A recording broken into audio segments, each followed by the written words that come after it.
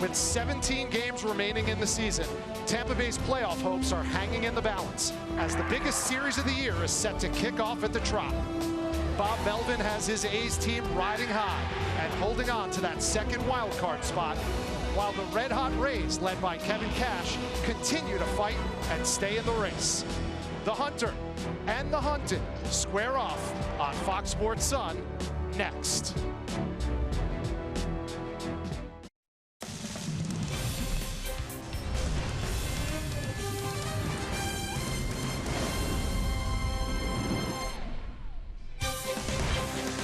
Friday night baseball from Tropicana Field in St. Petersburg, and the electricity is amped up to near playoff level for this one. The series and the game as we get set for game one between the Rays and the Oakland Athletics, and the Athletics are the one team ahead of Tampa Bay in their chase for that final wild card spot. We welcome you inside Tropicana Field for another night of Rays baseball on Fox Sports Sun. Sitting in for Dwayne Stats, I'm Rich Hollenberg, alongside Brian Anderson. And BA, as we said, Tampa Bay chasing Oakland, 8 games back right now. And these two teams have been two of the hottest in all of baseball, basically since the All-Star break. Yep. But since September, these two offenses have been absolutely prolific. Absolutely. I mean, listen, in the game of baseball, two of the hottest teams you're going to see swinging the bat, and they're both getting it done very similar style, too, if you can believe that. You look at what the Rays have been able to do. How about the team batting average of 285, that on-base percentage up around 350, but they've hit 15 home runs and averaging 6 runs a game, getting contributions up and down the lineup. You just count on both of these teams, really, the number of guys that are swinging the bat well right now individually. You understand these numbers. And on the other side, you think about Chris Davis, you think about the other 4 guys in the lineup with him here tonight that have 21 or more home runs. They've hit 15 home runs. They're averaging 6.3 runs a game, 262 average, but they are built on the extra base hit. A lot of doubles, a lot of home runs as a team, and you can see in the month of September when it really matters, both of these squads getting it done. A lot to talk about with these two teams as they get set to square off at the Trop. Michelle Margot up next with more on Major League Baseball's two hottest teams facing off with a playoff berth at stake.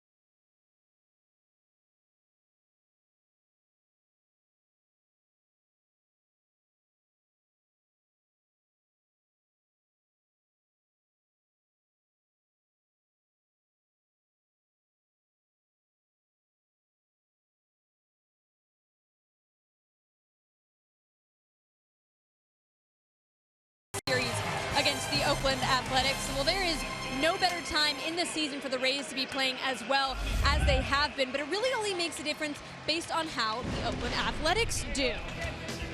And based on the Toyota Inside Look, the A's are right up there with the Rays with the best record in baseball since August 1st, 26-12, with a 68% winning. And then the Red Sox are right there as well. Here are your Rays on playing in a season-deciding series. This is the reason you play. This is what you grow up when you're 7 years old in the front yard by yourself, walking through a big situation. Obviously, this isn't postseason. It's where we want to get to, but you know, today is the biggest game of the year for us. You know, you wake up in a little bit better mood. You know, kind of everything you do has a little bit more purpose behind it. Maybe you're not so tired. Maybe, you know, your body feels a little bit better. You get a little bit of adrenaline going, and you know, it's fun. It's fun. It's really fun. Well, these guys just treating this like any other game. And when we come back, Diego Castillo is the opener today against Edwin Jackson and the Oakland A's. One of the most crucial games the Rays will play this season is just moments away. First pitch with Rich Hollenberg and Brian Anderson after the break.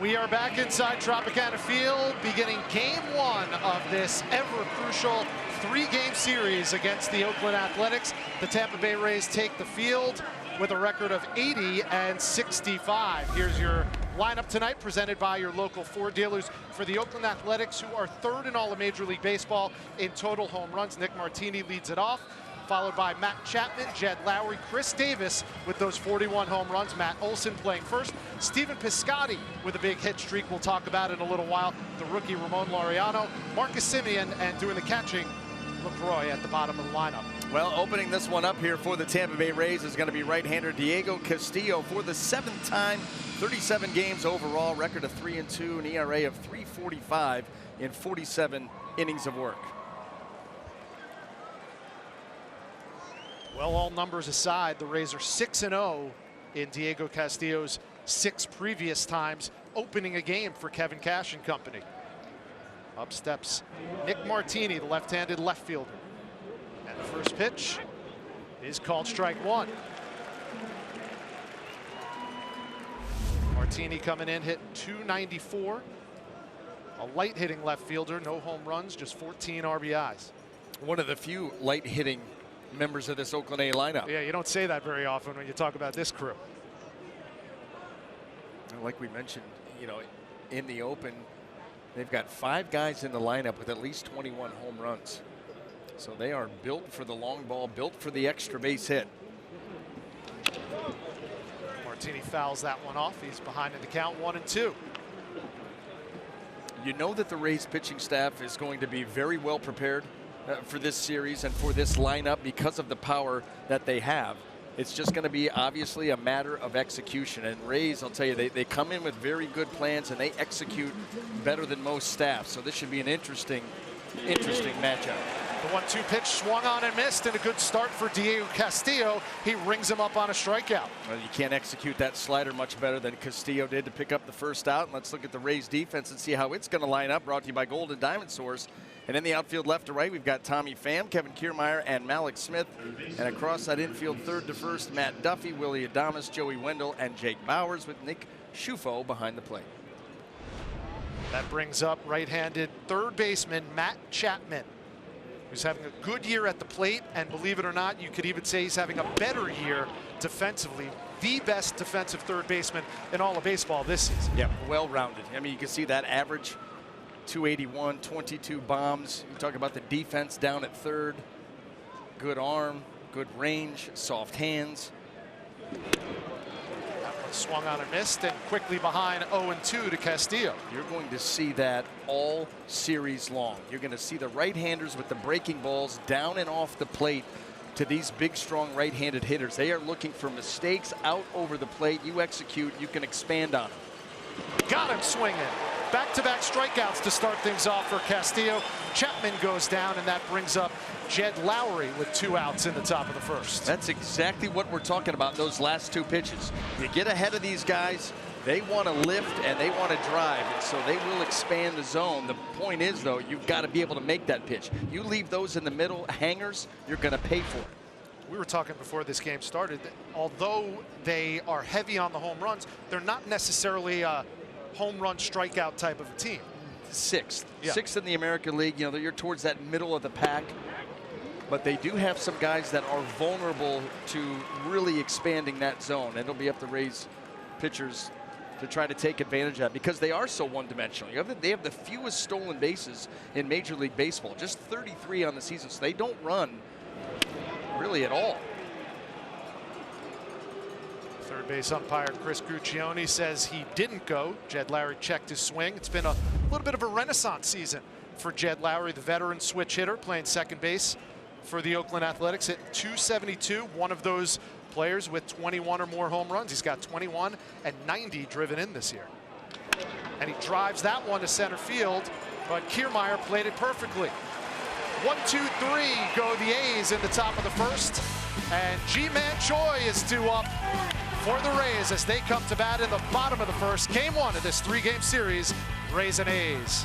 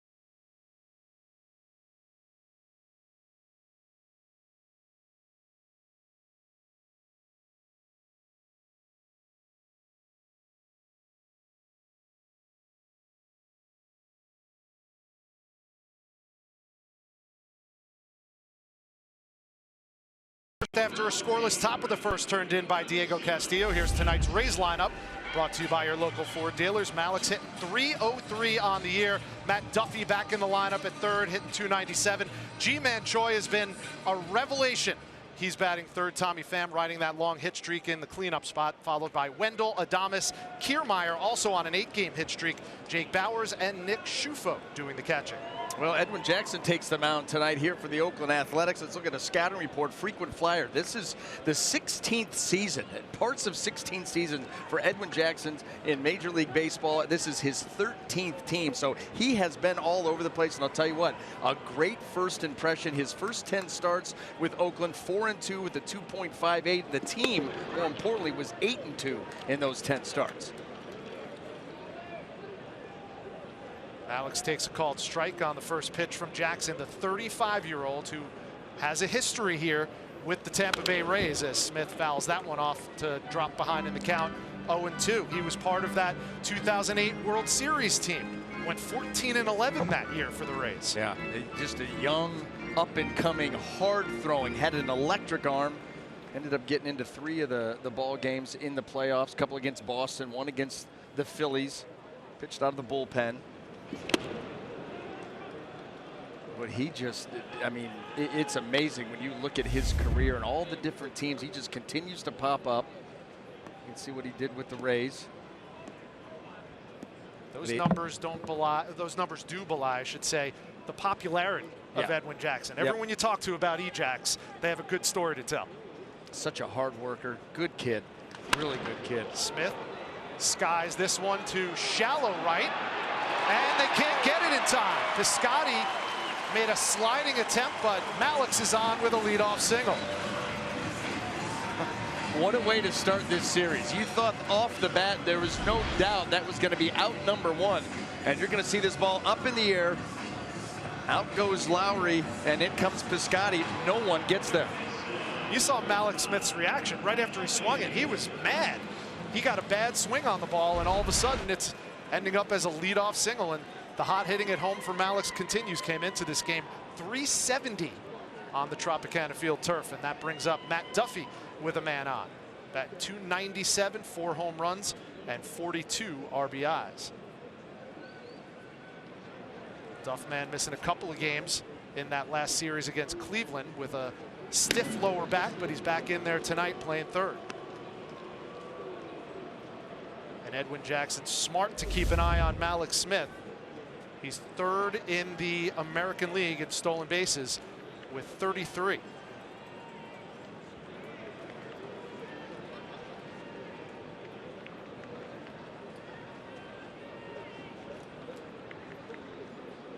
Jackson deals outside, ball 1.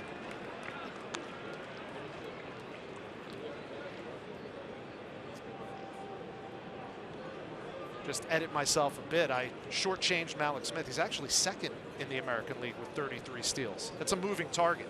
Whit Merrifield up near the top there. Jose Ramirez as well, who we just saw here at Tropicana Field. Malix currently second in the AL. And he's going to add to that total. Out at second. And Malix wants him to check that one.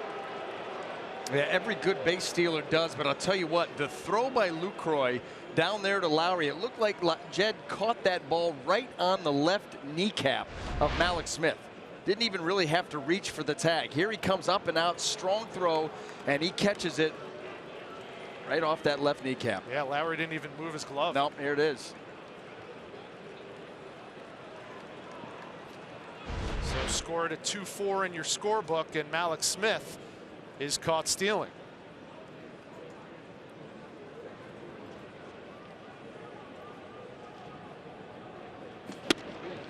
Ball outside again to Duffy. You know, that's just about the way that you have to get Malix. If he gets a good jump, it takes a perfect throw and almost a tag that you slide into, or he just catches you.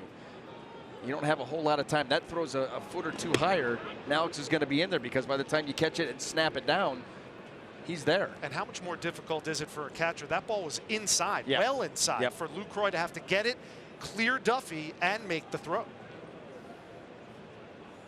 Here's the 3-1. Duffy swings, grounds to Semien at short. Short throw, but Olsen fields it on the hop, and he's one of the best at third base defensively, fielding those kind of balls. And I think that's why you saw Marcus Semien make that throw. That was an on-purpose skip the ball over there because I trust my first baseman.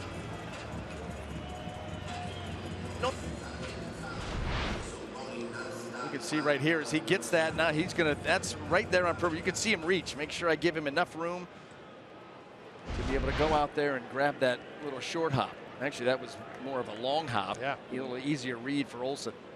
Marcus Semien has really done a good job of shoring up his defensive work over the course of his career. A couple of years ago, he was a mess at shortstop. I remember when the A's were in here a couple of years ago and Ron Washington was still on the staff, and he was out here every day working with Marcus Semien, fielding ground balls. He started to turn it around now. So here's Ji-Man Choi swinging at the second pitch. Sky-high foul pop at third. Matt Chapman grabs it, and the Rays are down in order. We'll go to the top of the second. No score between the Rays and the A's.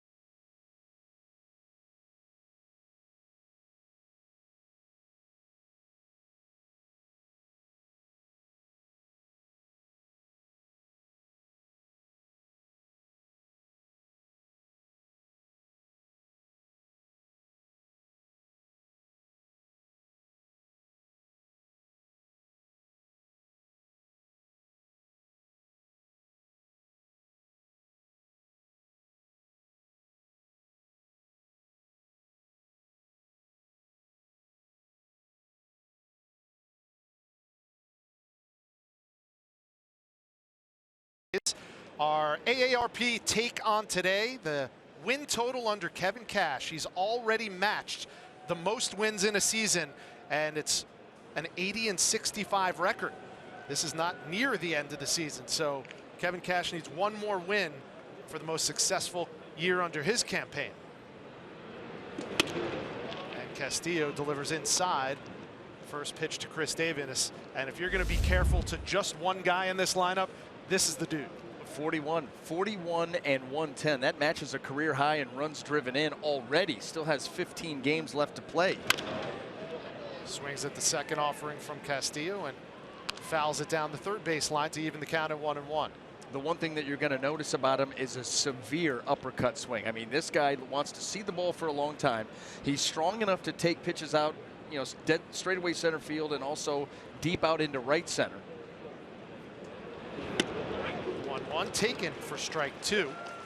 But he likes to lift, and the numbers, you know, they bear that out. You look at his last three seasons: 2016, 2017, 2018. 42 homers, 43 homers, sitting at 41 right now. Consistency.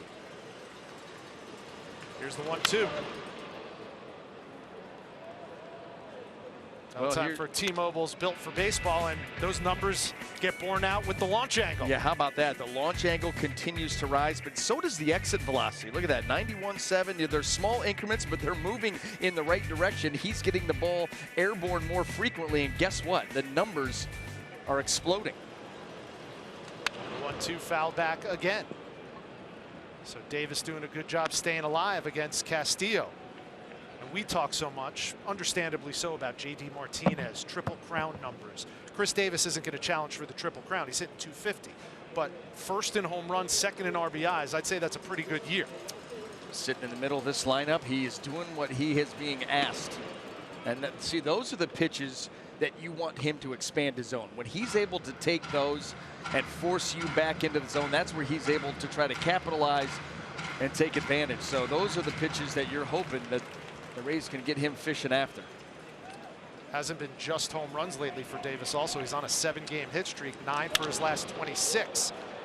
He drives that one out to right field. Malik Smith is there to put it away for out 1. So Davis is retired. And that brings up the left-handed hitting first baseman, Matt Olson, hitting 242 with 26 home runs and 73 RBIs. We already saw his defensive prowess in the bottom of the first inning. In those 4 games that the Rays played out in Oakland, Olson only going 3 for 16 in that series.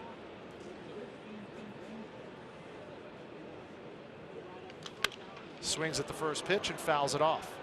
You got to remember, too, that was at the end of May. And, you know, this Oakland Athletic team coming into play on June the 16th, they were 2 games under 500 at 34 and 36. And since then, I mean, you talk about gelling and coming together. Bob Melvin, I'm sure that even Bob Melvin is surprised at what they've done since then. You know what? If there's someone who's going to beat Kevin Cash for AL Manager of the Year, it's going to be that guy. They're number 1 and 2 are in the building. They are in the building. It just depends on how this season ends up. But there's no question about it that these 2 are the front runners.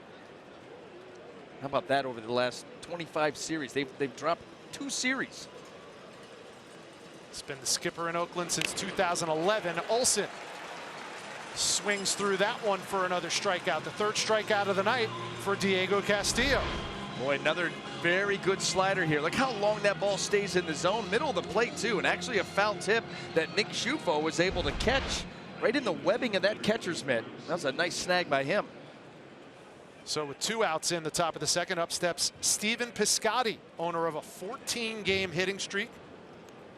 Interesting to note that Piscotty came over from the St. Louis Cardinals last year. He of the 14-game hitting streak, and of course Tommy Pham with a 16-gamer coming over to the Rays from those same St. Louis Cardinals. Piscotty swings through the first one, 0-1 down. There's Tommy.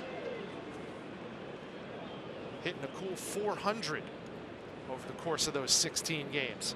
They'll be leading off the bottom of the second for the Rays. The 0-1 to Piscotty, swings and misses again, 0-2.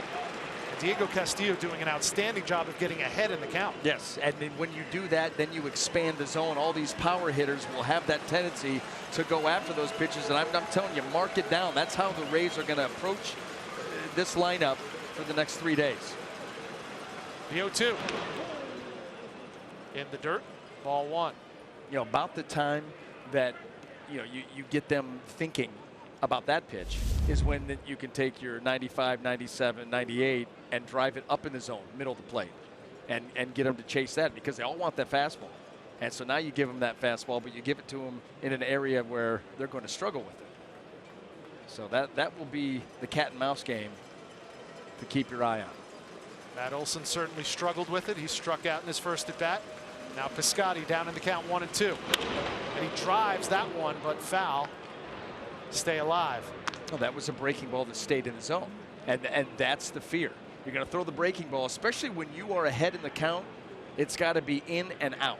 And, you know, not every pitch is going to be perfectly executed. But this lineup is built that when you don't execute it, they put a good swing on it. 2 outs, the 1-2. Fouled off again. 1-0-1. 1-0-1. And we've seen a lot more of that from Castillo.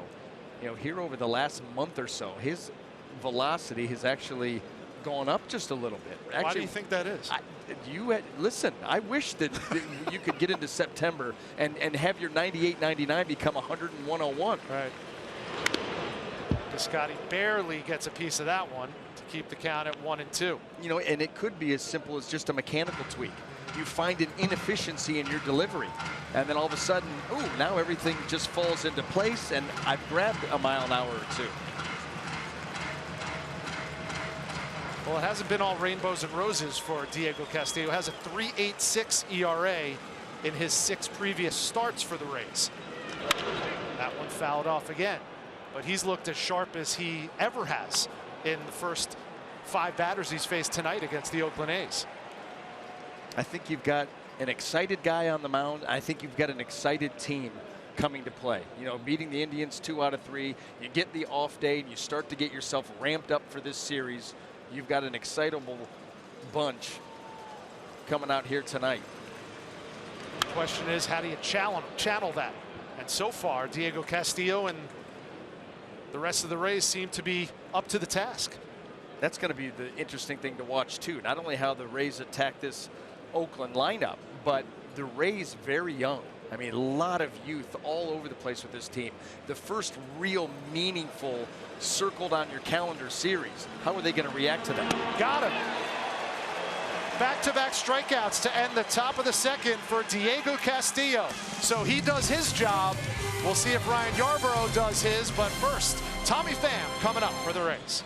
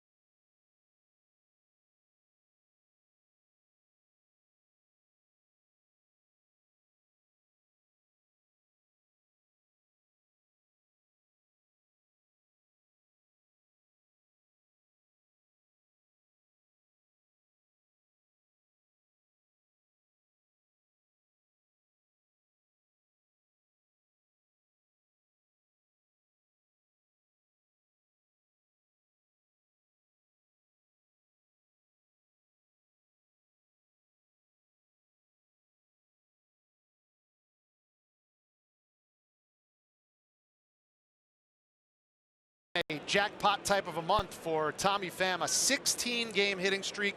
He's leading off the bottom of the second. That's the longest active streak in Major League Baseball. Edwin Jackson deals inside, so Pham quickly ahead in the count, 1-0. And it's really not a cheapy kind of a streak when you talk about hitting 400 over the course of those 16 games. Pham drives it to center field, but it's right at Ramon Laureano for the first out. As usual, Tommy Pham, solid contact.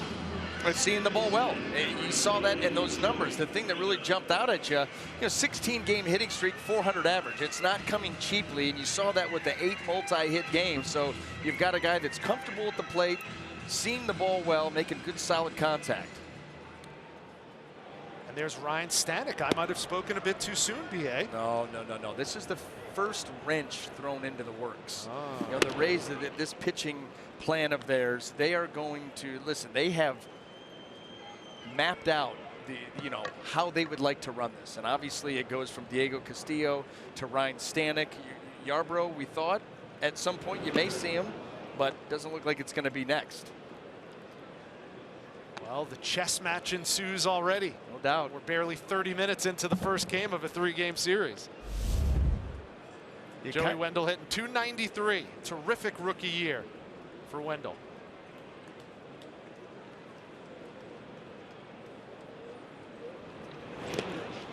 Swings at that one. And Lucroy goes over to Olsen at first for the out. Well, you wonder if his foot, it looked like it was real close to close. coming off that bag as that throw was being made by Lucroy. Great hustle by Wendell's what forced that. Yeah. Lucroy's trying to get an angle, and you see that catch and then get it out of the way because here comes Joey Wendell. So that'll be a strikeout 2-3, Lucroy to Olsen for the second out, and that brings up Willie Adames, who's hitting .324 in the month of September. Check swing, called strike. Home plate umpire tonight, David Rackley. And Adames has just had a steady climb every month that he's been with the big club. Had a terrific August and hasn't slowed down in September. Since August 1st, a robust .320 with 5 dingers and 16 RBIs. And that was about the time where the Rays said, Willie, shortstop is yours. You're going to be out there every day. Go take the position. And he has been able to settle in and settle in very nicely for Kevin Cash.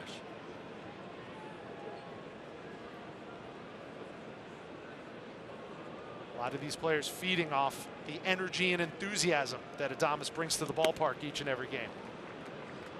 Listen, this team, they want to get to Omaha. They want to get to, I mean, that's the feel that Not it has. Williamsport? No, Not Williamsport. they're a little above that. Yeah, it has the feel of a college team. That's what you think when you watch these guys interact with each other, the way they play the game with so much enthusiasm.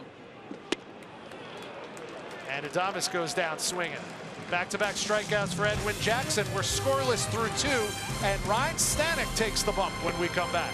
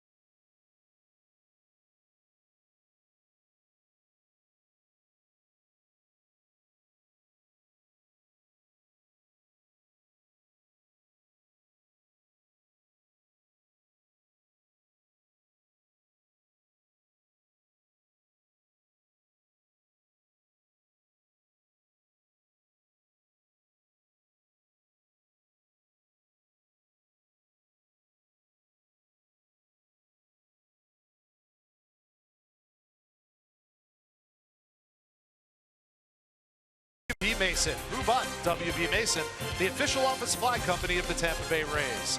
By Freedom Boat Company, the freedom to be on the water without the hassle of boat ownership. By Simply Healthcare, live the Simply life. And by Geico, 15 minutes could save you 15% or more on car insurance. So a bit of a surprise as Ryan Stanek takes the hill to start the 3rd inning for the Tampa Bay Rays. Why do you think this move was made by Kevin Cash? I think this is all matchup. This is all matchup related, and Diego Castillo just burned right through his 2 innings, 6 up, 6 down. So this bottom part of the order calls for Ryan Stanek. Power right-hander to open things and a power right-hander to follow up.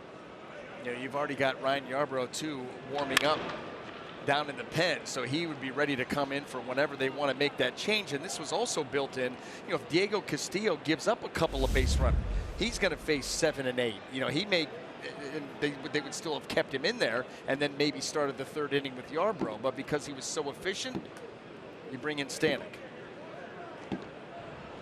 The 1-1 driven into the outfield. Alex Smith ranging back. Plenty of room to make the catch for out number 1. As a pitcher, does it still look strange to you when you look at Ryan Stanek's numbers and the first thing you see is 51 games, 25 starts? Yes. Yeah. I mean, it's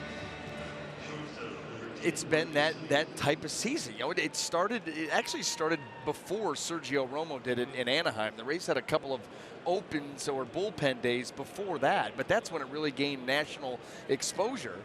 Romo started it off. All of a sudden, he moved to the back end, and Stanek has become that guy.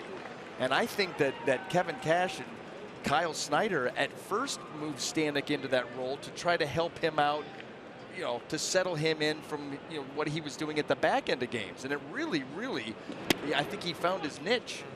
And so as he settled things out as the opener, then you see him, you know, you'll see him open tonight, and he may pitch in tomorrow night's game in the 7th. Who knows? Yeah, Kevin Cash said the pleasant surprise about using an opener is how much it's benefited the openers. He thought it was going to mostly benefit the guys coming in, and like he said, my AAA starters. Yeah. Ryan Yarborough, who's coming up as a rookie, players like that. Jalen Beeks has fallen into that spot now that they got him in the Nate Eovaldi trade. But it's benefited the openers more than it has those starters. It has personally. Yeah. But overall, it's interesting. Someone had went out and looked at the numbers on this and said, you know, the Rays' first 2 innings ERA is right along league average. But the league average ERA from like innings 3 through 7 is like 4.2, around there. The Rays, 3.5. So those bulk guys, because they're getting favorable matchups and not as many times through the order, they have put up the numbers, and that's where the Rays have made their move in the middle of the game. Ryan Stanek delivers a walk to Marcus Semien, so that's the first base runner of the game for the Oakland A's. And that'll bring up the number 9 hitter, Jonathan Lucroy, the veteran catcher, hitting .243 with 3 home runs and 47 RBIs. He went 1 for 8 against Tampa Bay in that 4-game series in Oakland earlier this season.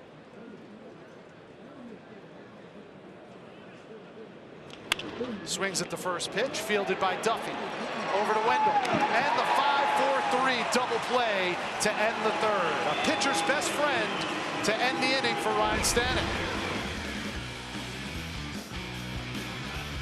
We take a timeout at Tropicana Field with the Rays coming up and Kevin Kiermaier leading things off.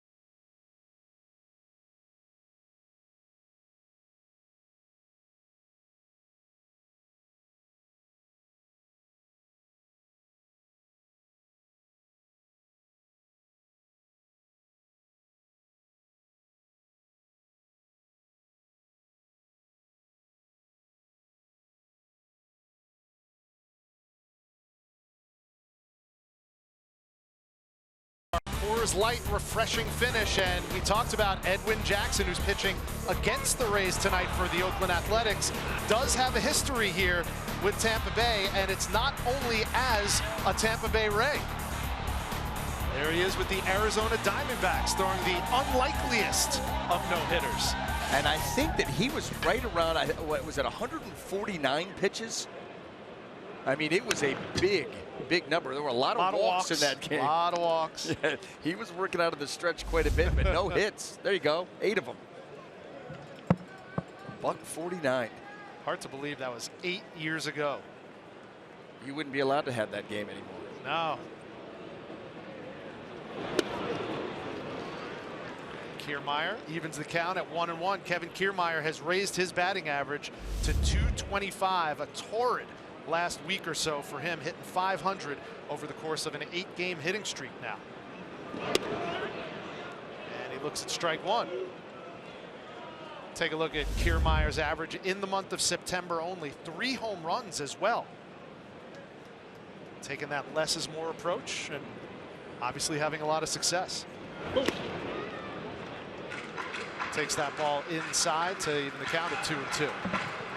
You end up just trying to simplify things, and instead of, you know, working on or tweaking your swing on a daily basis, you just think, okay, let me get comfortable and let me take my hands to the baseball, barrel to the baseball.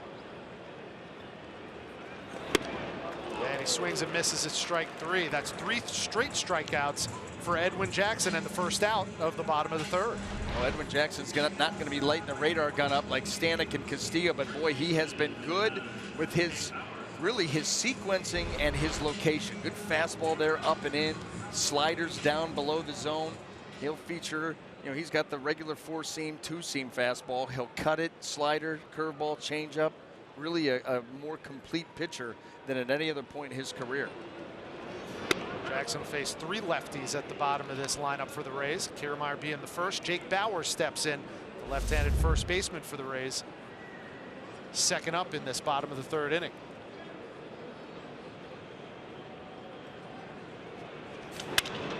And Bowers hits it hard, but right at second baseman. And 2 outs in the inning for the Rays. You know, that may have been one of those cutters that got in just far enough. It looked like it chipped something off the bat. So he was able to compromise the bat. A little bit of that, maybe just a running fastball, but he got himself one there. And scouting reports being what they are, Jed Lowry was in perfect position to catch that. Barely had to move. Yep. So 2 up, 2 down for Edwin Jackson, and that brings up Nick Schufo, the left-handed catcher. Hitting 294 in his short time with the Rays. Over his last 5, a nifty little 417 batting average for Schufo. Included in that his first major league home run.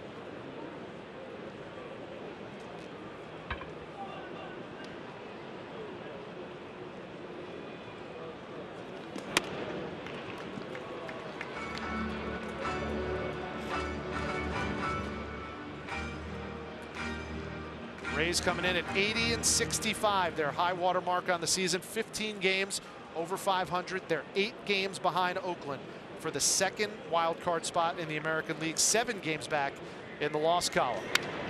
Schufo swings. It'll be strike 1, a 2-1 count. Yeah, Oakland actually has 2 games in hand. They only have 15 games remaining on the season. The Rays have 17. A couple of off days for Bob Melvin's squad. And so those are the days you got to pick up the wins on, and you can erase one of the games.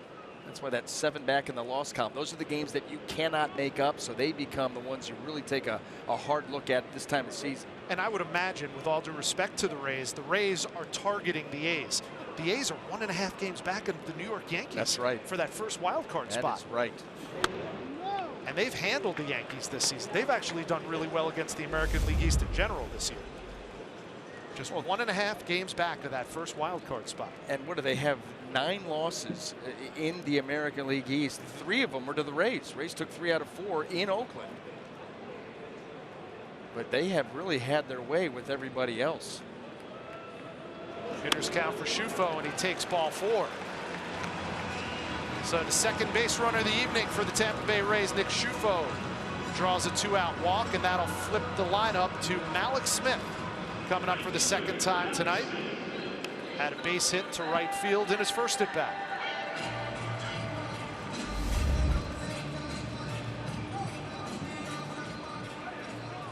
get the feeling like the eyes of Major League Baseball are on this series, if for no other reason, forget about the two hottest teams in baseball, but we'll see openers for both clubs in this 3-game series. It's Brian Kenny Day, and that's tomorrow. Tomorrow, Saturday night. Right. First pitch swinging from Alex, and he pops it up behind third. Simeon ranges over. He squeezes it for out number 3. Scoreless through 3 innings at Tropicana Field, the A's and the Rays, and Ryan Yarborough coming up.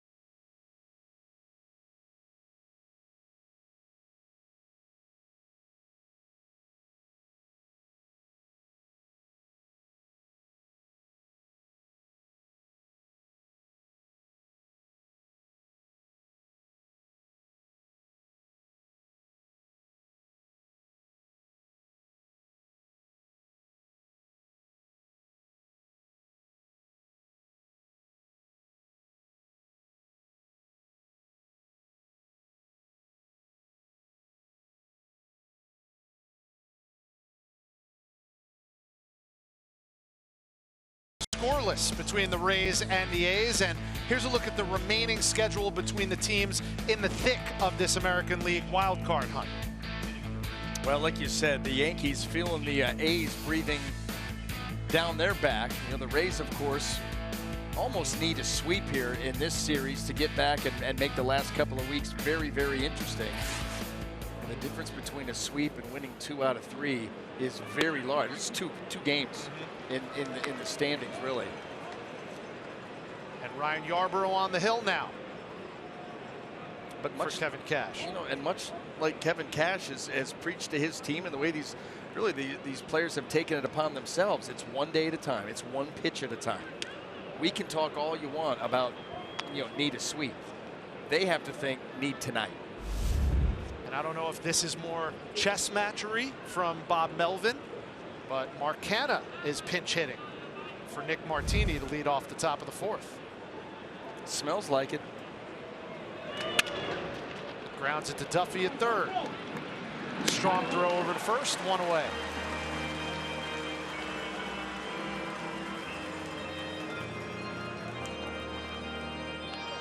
One guy I know they won't be pinch hitting for is the next guy up, the third baseman, Matt Chapman.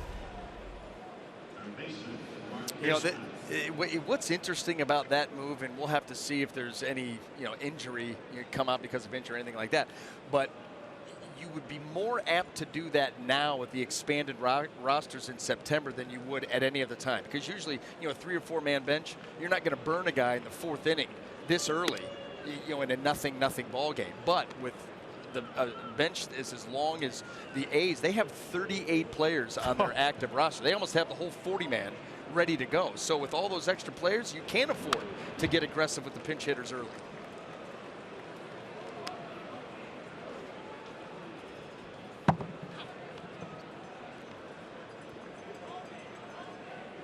I must have been wrong. I thought about the expanded roster for the A's. I thought 98% of them were pitchers. They're not. There are some guys who can hit on the bench. Apparently Chapman can. He's got the first hit of the night for Oakland, and it's going to be a stand-up double for Matt Chapman. No, I do think that they have enough in the bullpen to play matchups one hitter each, like 2 times through the lineup. That changeup right there just stayed up and out over the plate. Chapman, not fooled enough on the change of speed, was able to stay on it, keep it fair. So Chapman stands at second. Hit .319 in his last 20, so he keeps his hot hitting alive. And that brings up the number 3 hitter for Oakland, Jed Lowry. Switch hitter batting righty now against the lefty, Ryan Yarbrough. Leads all rookies in Major League Baseball in wins. 14-5 coming into this game.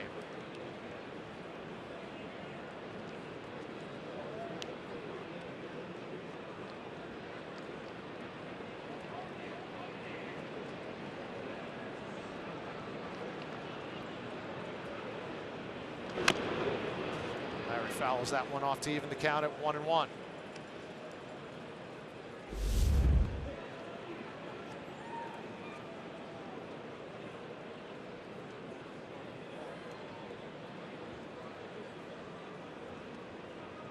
Talked about how hot Matt Chapman's been his last 20. How about Jed Lowry the last 29, hitting .302.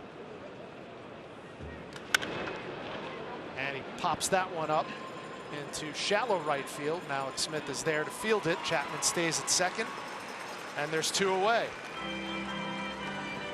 And that'll bring up Chris Davis, our Indeed player resume, and what a resume it is. Setting himself up among some of the all-time great Oakland Athletics. Only Jimmy Fox and Mark McGwire before him have 3 homers of 4, or 3 seasons of 40 or more home runs. No Dave Kingman on that list. No Jose Canseco on that list. Well, as you pointed out earlier, all the home runs out in Oakland. I mean, that's not a ballpark conducive for, banging home runs.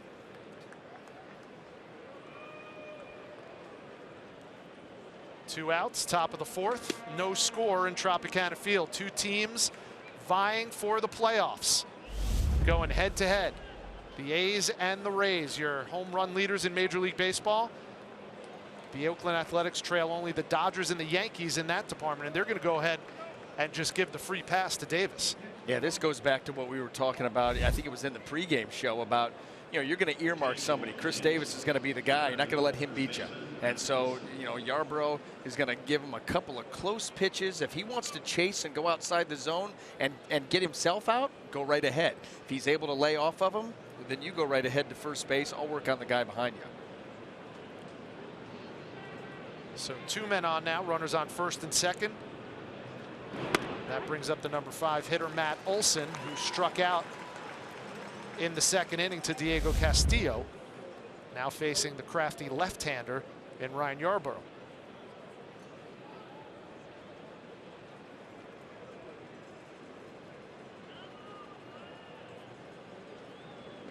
The 0-1 outside, 0-2. Talked about how good Olson is defensively at first base. He's got the most home runs by an Oakland first baseman since Jason Giambi. That's going back a few years. There's some names popping up here in the first couple innings of this game in Oakland history. Ball taken for a strike. How about the location on that fastball? And that's what Yarbrough, what he's really able to create some deception with that pitch because of his arm angle. The arm angle that makes the cutter in on righties so effective makes that 4-seamer down and away to the lefties equally as effective. See if he's got that put away pitch here.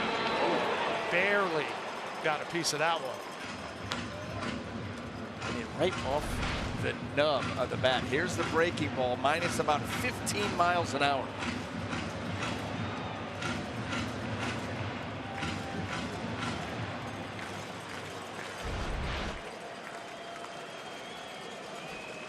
Here's the 1-2.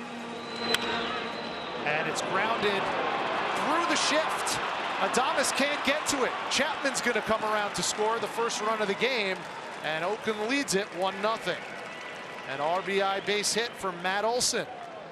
This is exactly why sometimes just putting the ball in play and giving yourself a chance is the best option. Good breaking ball down and away, but with Willy Adames here, You've got this room on the left side. Olsen gets that ball away, and look, doesn't hit it hard, but he hit it in a perfect spot.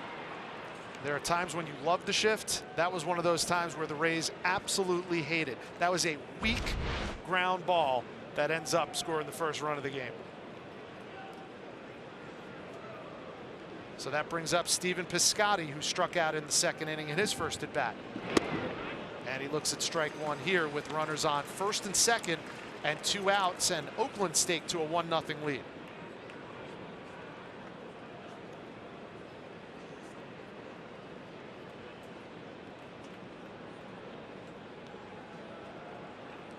Here's the 0-1 to Piscotty. Taken for strike two. Good pitch by Yarbrough. Mentioned earlier, Piscotty riding a 14-game hitting streak coming in. 24 homers and 76 RBIs as well in his first season with the Oakland A's. Here's the 0-2. Tried to expand a little bit on the outside. Piscotty wasn't biting. It's 1-2.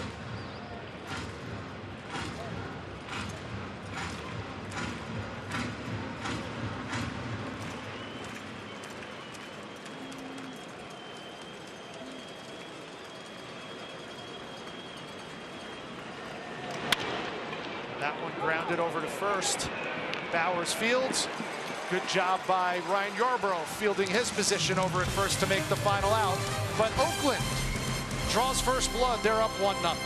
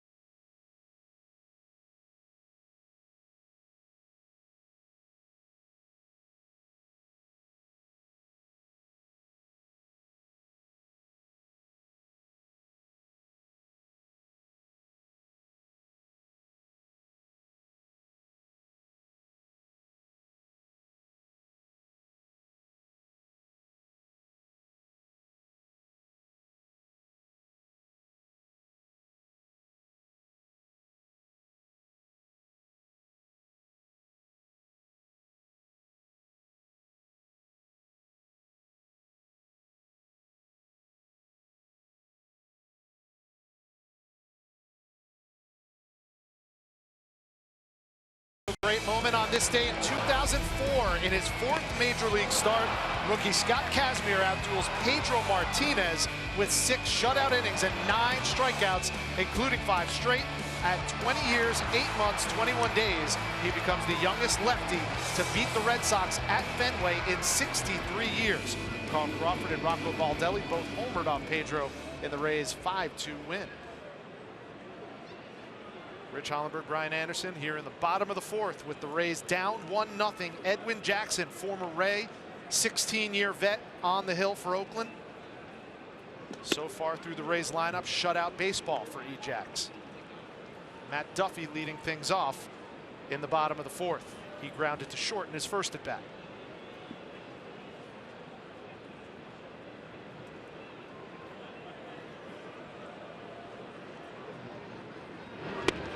The 0-1 taken on the outside for strike two, so Duffy behind in the count.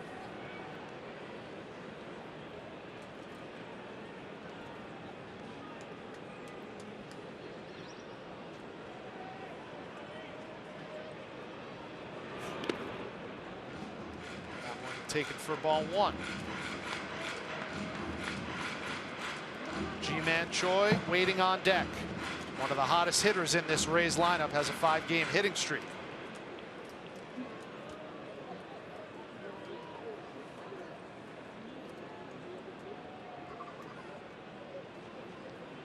Here's the 1-2 to Duffy. And he grounds it to second. Lowry ranges over to his left and fields and fires to Olsen for out number 1.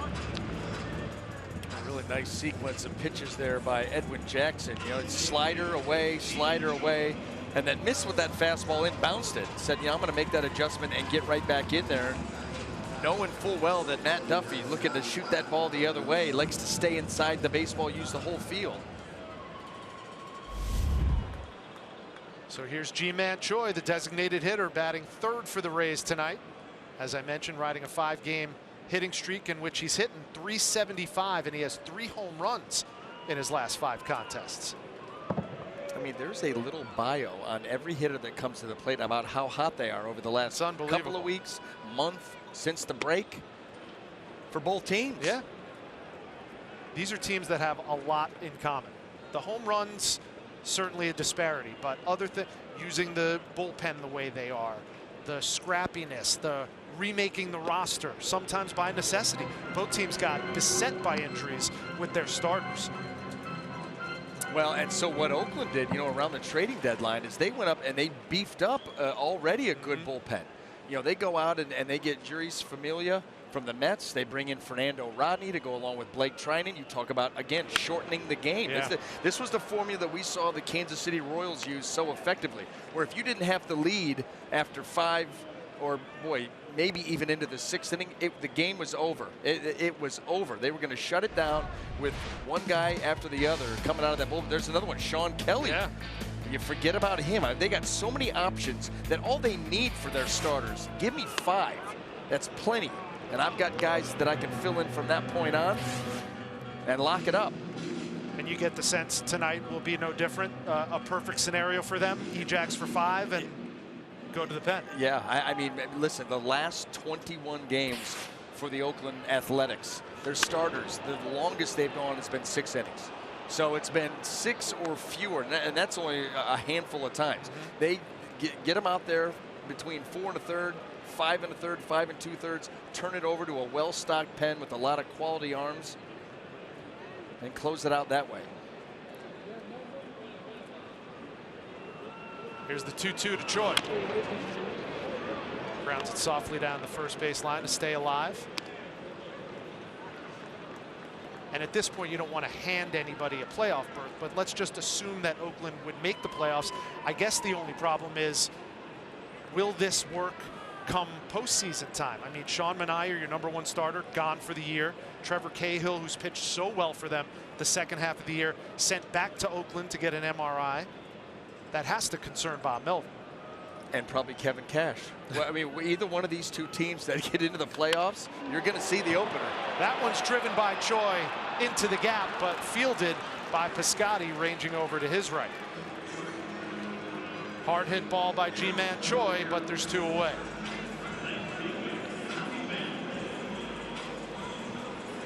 And that'll bring up Tommy Pham. Speaking of hard hitting, he hit the ball hard to center field in his first at bat, to no avail.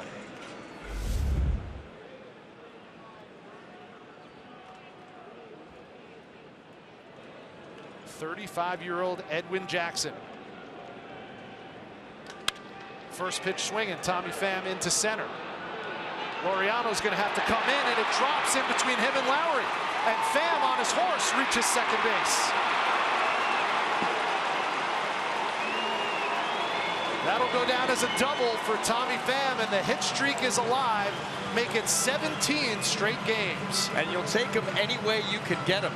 This right here looked to me it was going to be the end of the inning. Another soft little pop-up, and no one can get to it. The range, a factor here tonight for Oakland. I mean, this ball gets down with plenty of room to spare. Nobody getting near it. And then Laureano, as he grabs that, and then he tries to almost run it in. I don't think he realized that Tommy Pham was trying to stretch that into a double. By the time he got rid of it, well, way too late. There's a meeting at second base over there.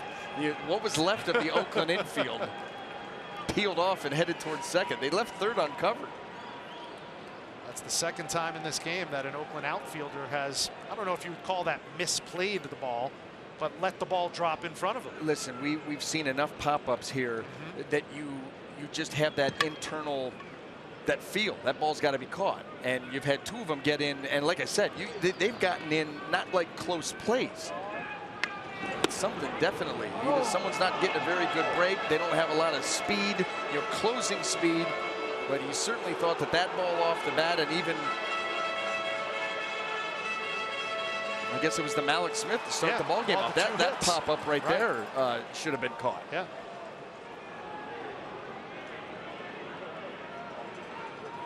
So now Joey Wendell at the plate, down 0-1 in the count with 2 outs in the bottom of the 4th, and the Rays down 1-0. Wendell swinging away, and he's quickly down 0-2 in the count. Tommy Pham on second, extending that hit streak to 17 games. Still the longest active streak in Major League Baseball. Wendell hit .323 his last 15. Looking to add to his Rookie of the Year credentials. Could be bolstered if he picks up an RBI right here. That ball bounces in front of Lucroy. 2-2 count.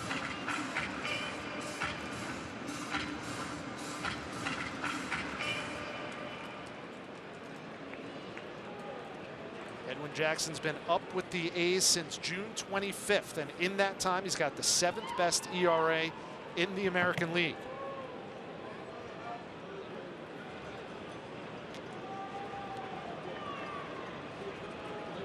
And he's looking to wiggle out of some trouble here in the bottom of the 4th with a runner on second and 2 outs. The 1-2 to Wendell. And that one's going to find its way into the outfield. Pham is going to turn third and come home to tie this ball game at 1. And Wendell gets back to first in time, and it's an RBI single for Joey Wendell.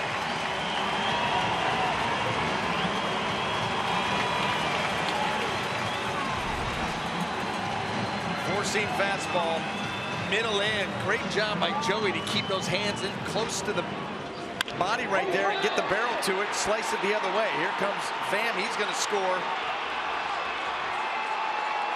How about that? 2-out little blue pit. Extend that hitting streak. Joey Wendell with 2 strikes going the other way, and the Rays answer. Turnabout is fair play. It happened to the Rays in the top of the 4th, and they do the same thing to the A's in the bottom of the 4th to knot this game up at 1 apiece. So now with Wendell on first, up steps Willy Adames, struck out in the bottom of the 2nd to end that frame in his first at bat.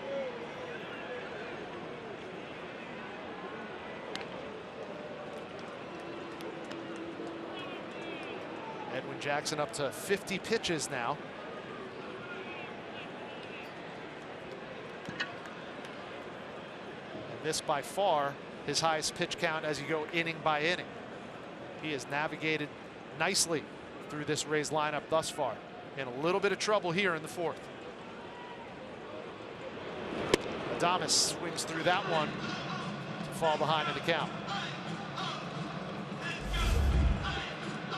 Not only has Adames been hitting better month on month, BA, but he's cut down on his strikeouts as well.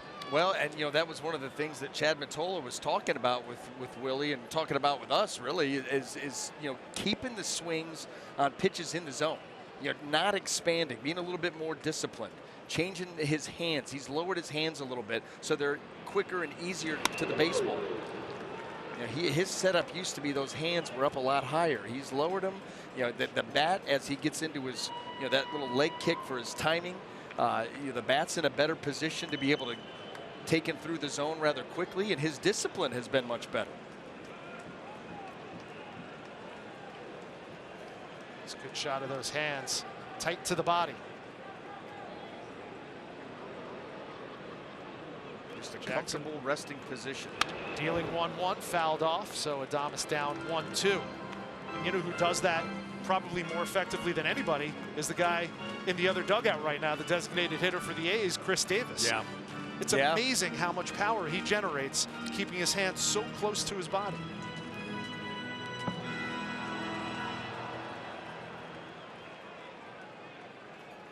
And he's not a big dude either, but he just mashes. Strong.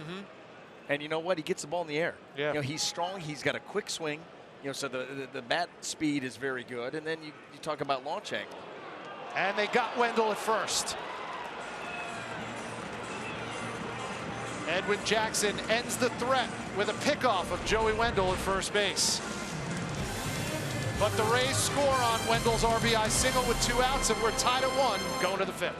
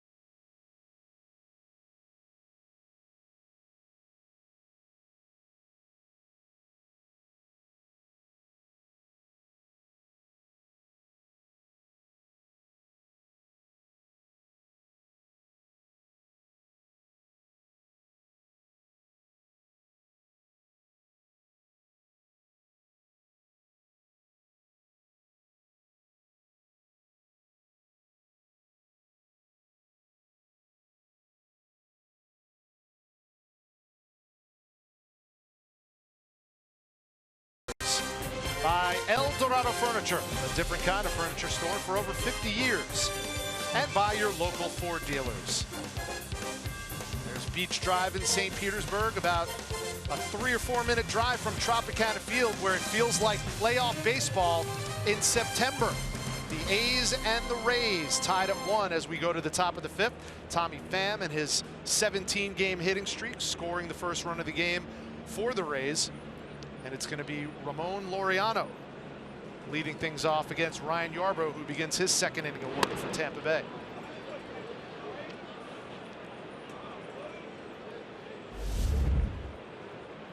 It's a young man who made his major league debut about a month ago, August 3rd. And has done some pretty special things for Oakland, especially defensively. They call him Laser Ramon because of his hose in center field. And he showcased that right after he got called up at a series in Anaheim. Do you remember Razor Ramon? Razor, of course. The toothpick? Yeah, yeah.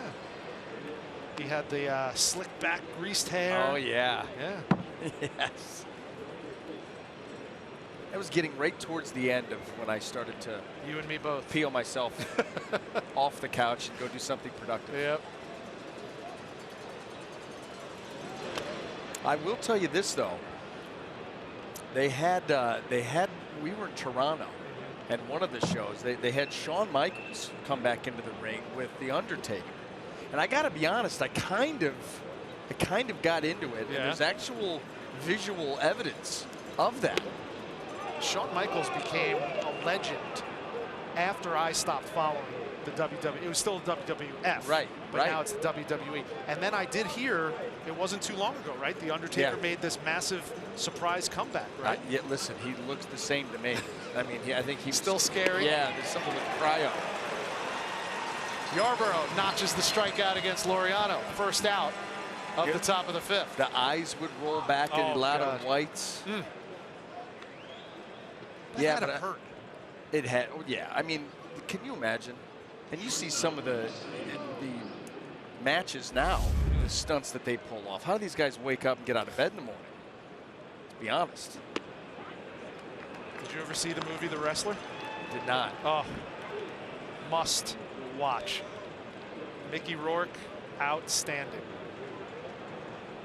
And it really does paint the picture of what these guys are like away from the ring when the sun has set on their careers. And everything that they've given to that business.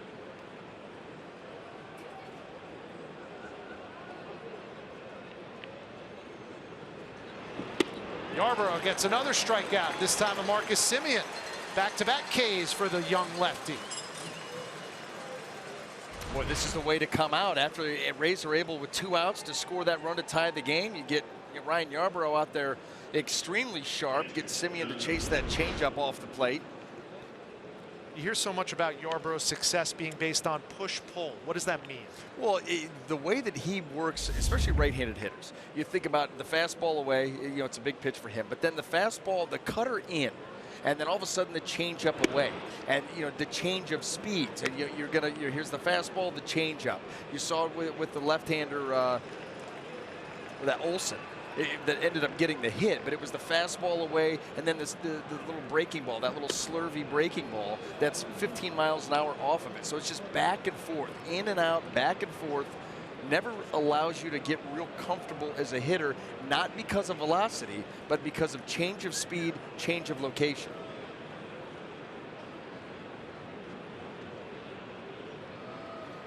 He's behind in the count to the number 9 hitter, Lucroy. 2-0, and Lucroy skies this one to Malik Smith, who has an easy time of it in right field. A 1-2-3 inning for Yarborough. We go to the bottom of the 5th. Willy Adames will lead things off for the Rays, tied at 1.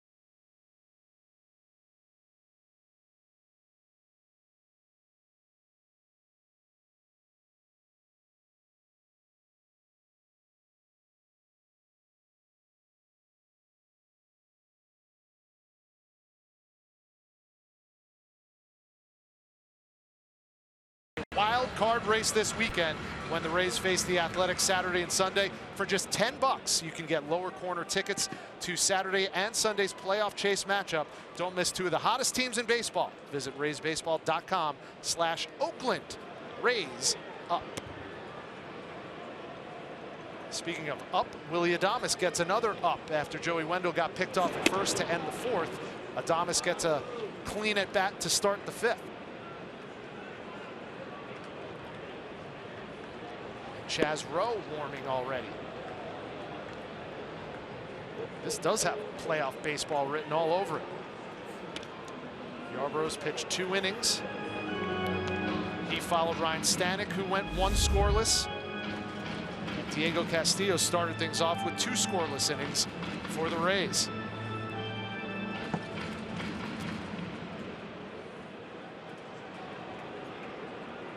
Adames with 8 home runs and 25 driven in on the season.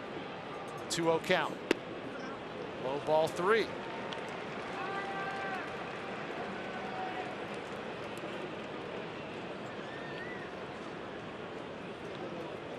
Well, they were the first 2 soldiers. They did their job. Figure to see a lot more this series. Adames looks at strike 1.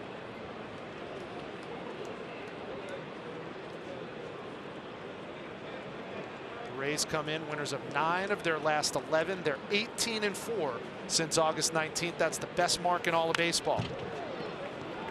Willie Adames, a big part of that. Had a sweltering hot August and continues that in September. Oh, look at the numbers. I mean, you're averaging about 5.5 runs a game, hitting well as a team. Your starters, your bullpen, you're throwing the ball well. The defense has been very good. The defense is athletic. They cover ground. You get all three facets working. It allows you to put yourself in this position. And where this has, at least for the teams on the field, have that playoff type feel, these are playoff games for the Rays. You know, I mean, Oakland sits 8 games in front of them. They're not breaking a sweat yet. But for the Rays, they need them all. And so this is a playoff game for the Rays. That's how it'll be managed. That one driven up the middle. A nice play by Simeon, but he won't be able to make the throw. And Willie Adames leads off the bottom of the 5th with a base hit.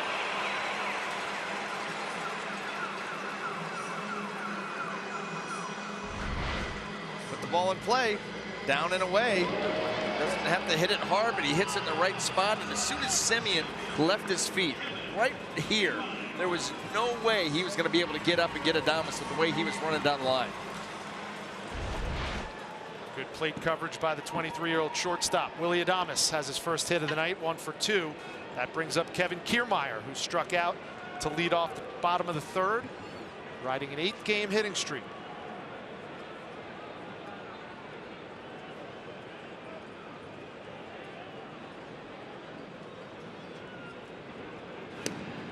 Edwin Jackson clearly very wary of this Rays team that has been very aggressive on the base paths all season long, but especially during this winning streak.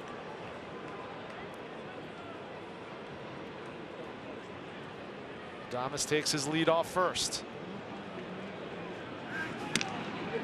Keeping him honest again.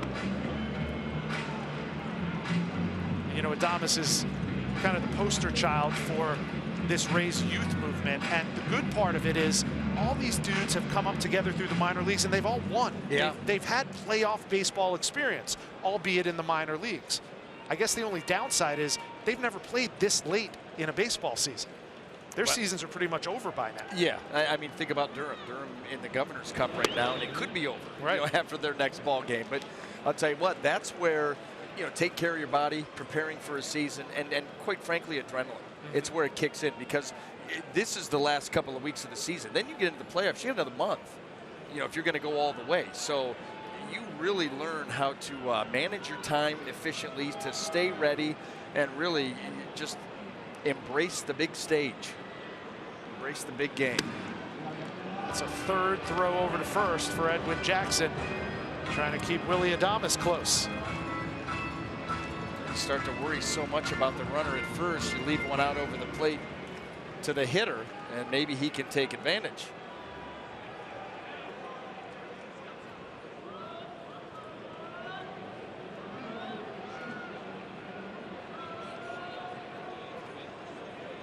It's a 1-0 count to Kevin Kiermaier. And the count is even at 1-1 after Kiermaier fouls that one down the first base line. Adames has 6 steals on the season. The Rays would love to get him in scoring position.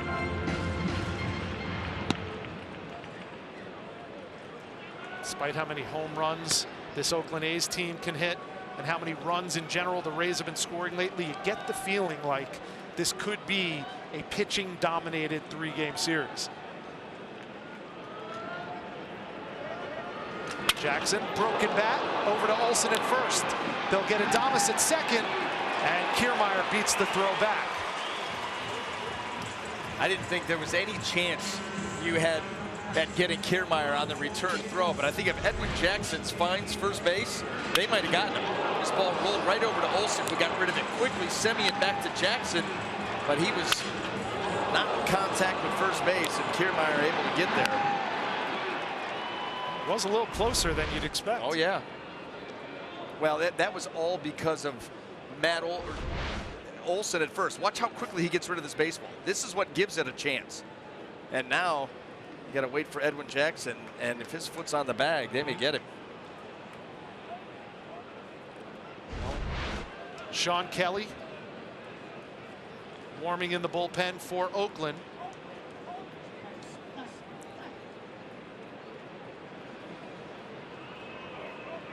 According to some people who follow the Oakland Athletics, this could be the final inning for Edwin Jackson. So he's going to empty the tank against Jake Bauers.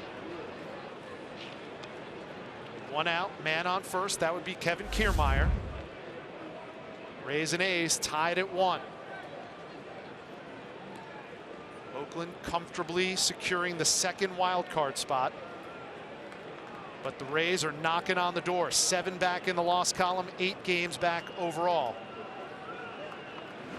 And this 3-game series figures to be the telling tale of how the postseason picture shapes up in the American League.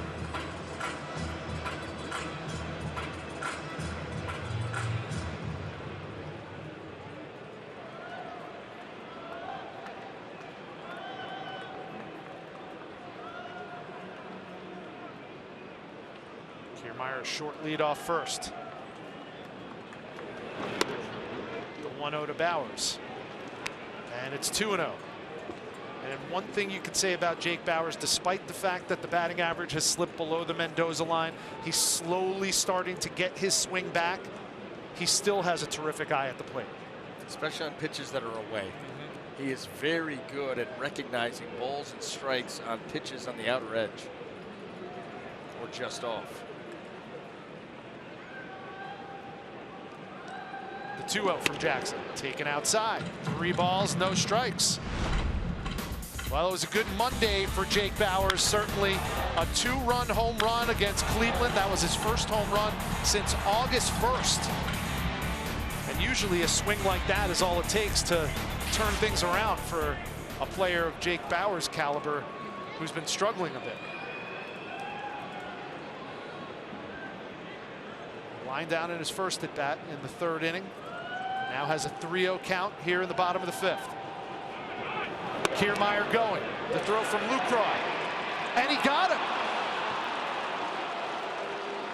It looked like Kiermaier would beat the tag.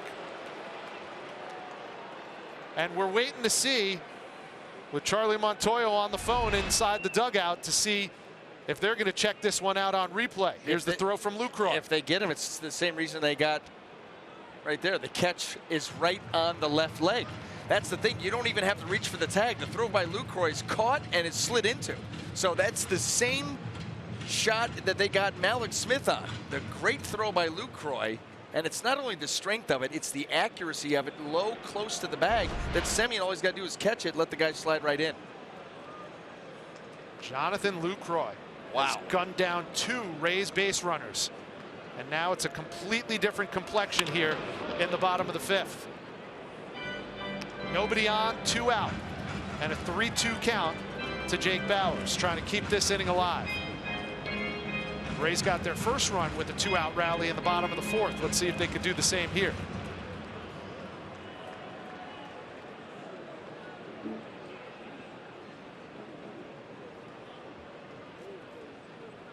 Here's the 3-2. Taken for ball 4, so Bauers is aboard. And Nick Schufo will step up to the plate. Now a little conference on the mound. Pitching coach Scott Emerson coming out to talk to Edwin Jackson.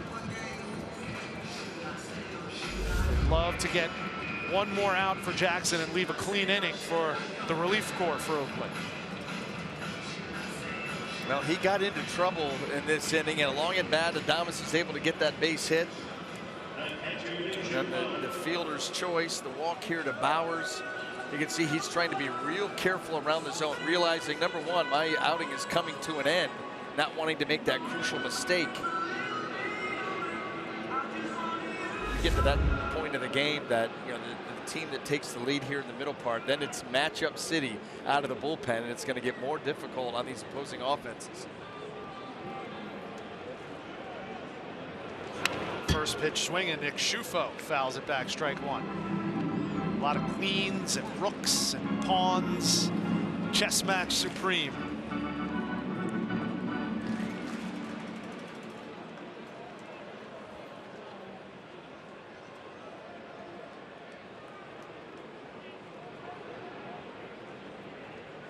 Edwin Jackson trying to navigate his way out of the 5th inning.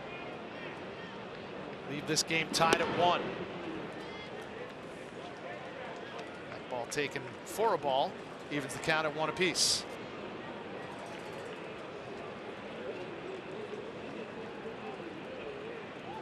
Schufo walked in his first at bat. He's got Bowers on first base with 2 outs.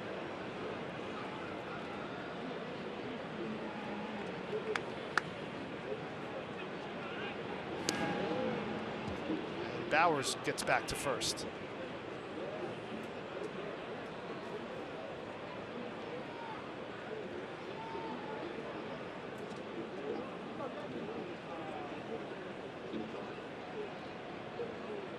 Schufo made his major league debut in Toronto.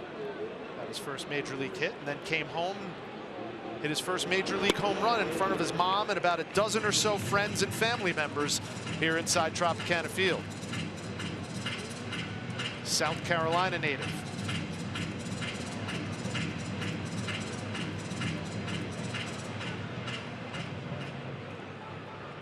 He's ahead in the count, 2-1 to Edwin Jackson, who's up to 72 pitches now through 4 2/3. Here's the 2-1. Popped up, shallow center. And that's fielded by Laureano for the 3rd out. We will go to the top of the 6th, still tied at 1.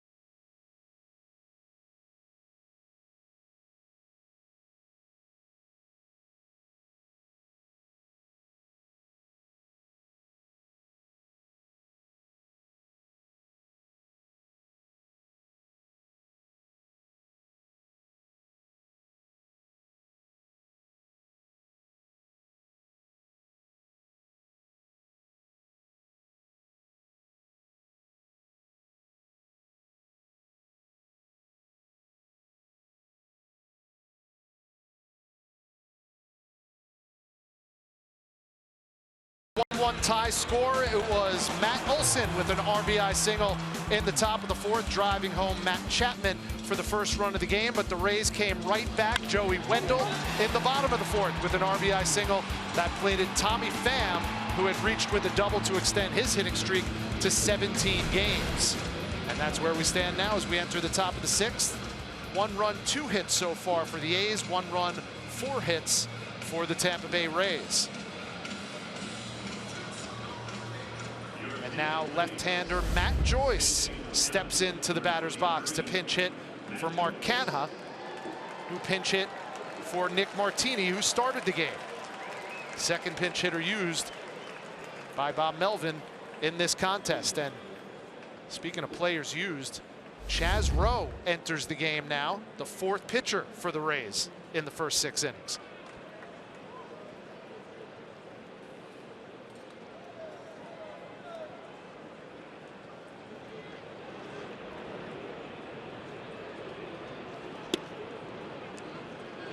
Inside for ball 1. I guess the magic word for this series, especially at least this game, BA, is what you've talked about all game long.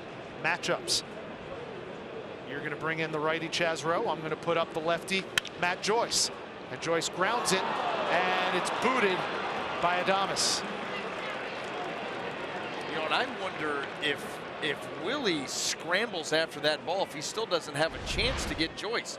This ball was hit hard enough. Look how quickly it gets to him.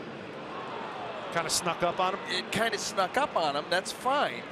But as it bounds away, there's no real I mean, I'm thinking it was close enough. You jump after that ball, you may have a shot at getting Joyce. He was barely out of the box.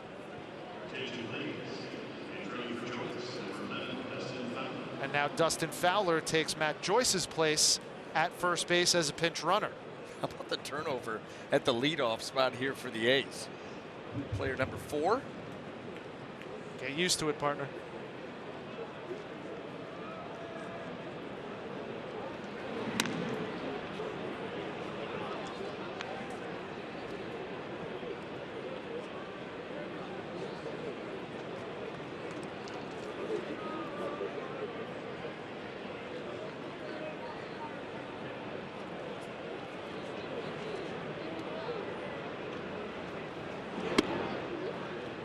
First pitch to Chapman, taken for a ball.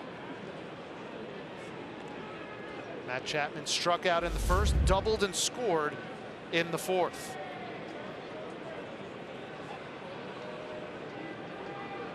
Came in hitting .281 on the year. Ball strike on the outside, evens the count at 1-1.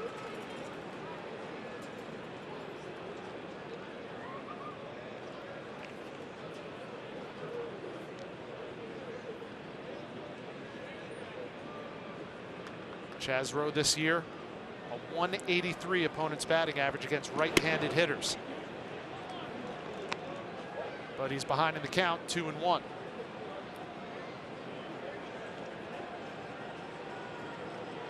Matt Joyce started the inning off with a hard hit ground ball up the middle that couldn't be fielded by Adames.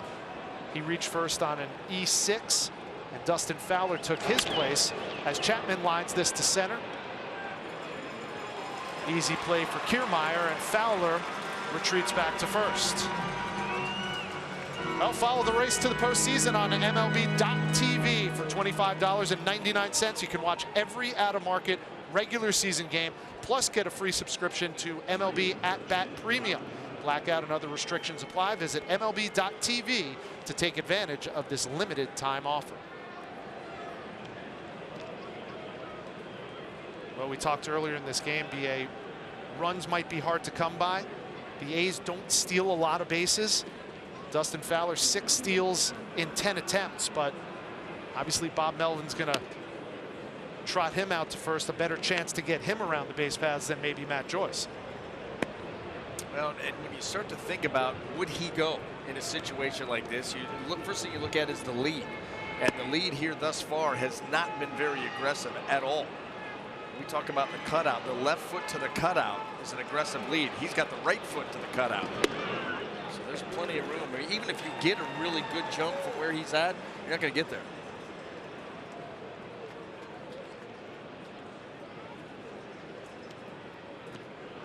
So Jed Lowry steps in. He's flown out twice. 0 for 2 tonight. And he's 1-1 against Rowe.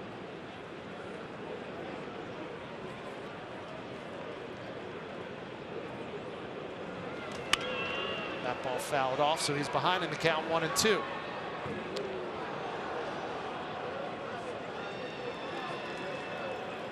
So Lowry, the switch hitter, started off against Diego Castillo, batting from the left-hand side, then switched over to the right-hand side to face the southpaw Ryan Yarbrough, and now back to his lefty batting stance against the righty Rowe.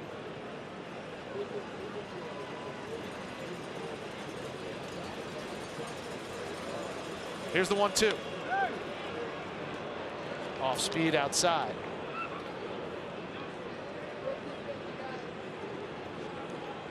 Chris Davis awaits on deck.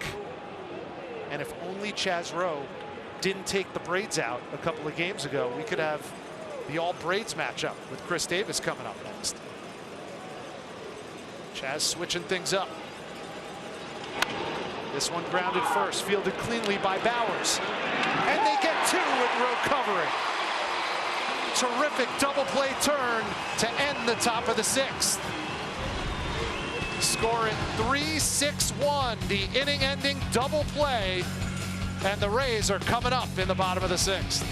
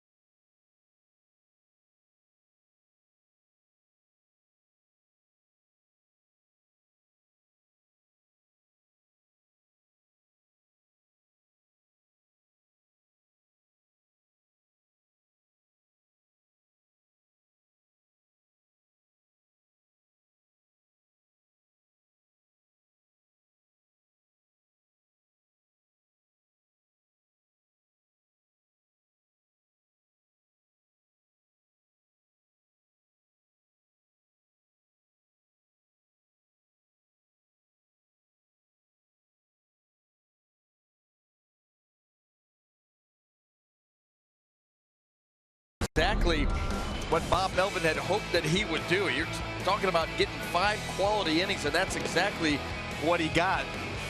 He was sharp with that slider early on, gets a pick off right here, helping himself on Joey Wendell, gets some help with his defense. Thought that he was, for the most part, sharp, and even a few of the hits that the Rays had off of him, softly hit, well placed. That's what led to the 1 run. A couple of walks and 3 strikeouts and 73 pitches.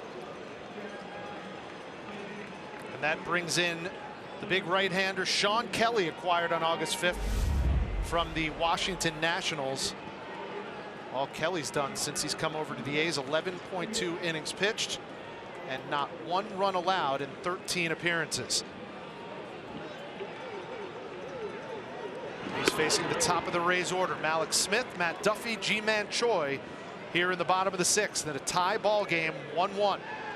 The Rays looking to cut into the 8-game lead that Oakland has over Tampa Bay for that second wild card spot in the American League playoff race. Malik grounds it softly to short. It's going to be a tough play for Simeon, and he beats it out for a single. Second hit of the game for Malik Smith. A's had no chance of making that play, none whatsoever. As soon as Malik's pushed that ball to the left side, as softly as it was hit, who's going to get it? Ball got in on him a little bit, and Simeon even getting there, fielding it cleanly and throwing on the run. Malik's well past the bag.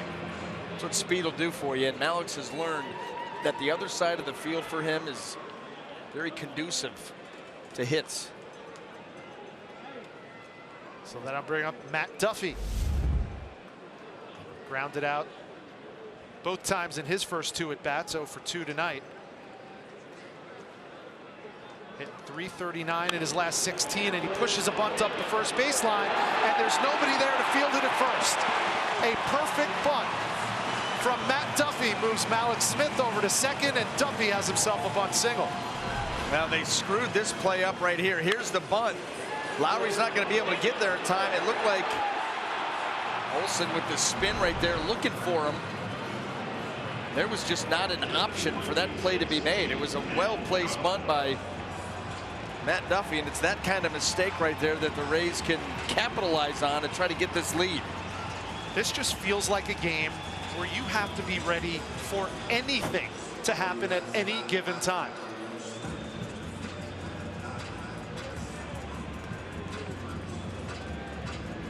Matt Duffy, a terrific contact hitter, decides to push the bunt up the first base line, and that brings up G-Man Choi with 2 runners on and nobody out. And Sean Kelly in a bit of trouble here in the bottom of the 6th. Choi coming in with a 22-game on-base streak as a starter. He's 0 for 2 so far tonight, and he swings at the first pitch, fouls it off, strike 1.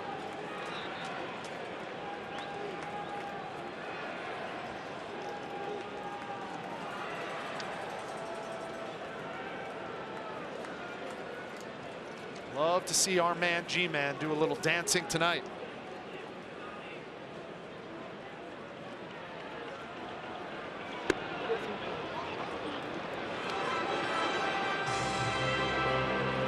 Looked at that one. Quickly down 0-2 in the count. G-Man's batting .290 since he came over from Milwaukee to the Rays. This is his 40th game with Tampa Bay this season. He's been one of the more pleasant surprises in this lineup. Here comes the 0-2 from Kelly. And that one gets away from Lucroy. Runners will advance to second and third. So Jonathan Lucroy has displayed the cannon of an arm, picking off 2 runners at second base in this game, but that one got away from him. And now Duffy stands at second and Malik's at third with nobody out.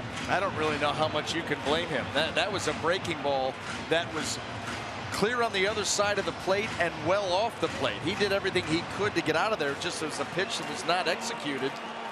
And what a gift. 0-2 when you're looking for the strikeout, and now all of a sudden second and third.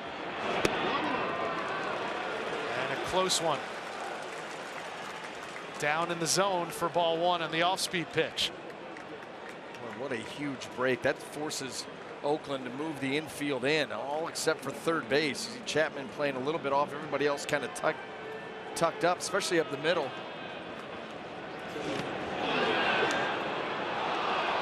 And they run him up.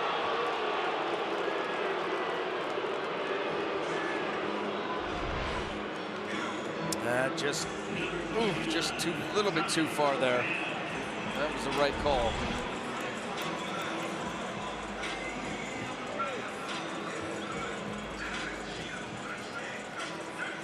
So the matchups continue. The strategery carries on.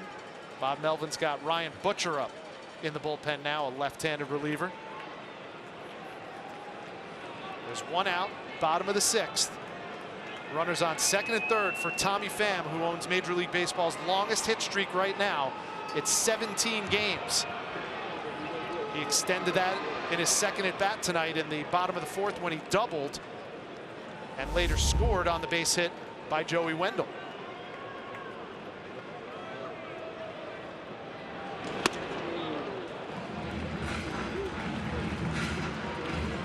Pham looks at ball one.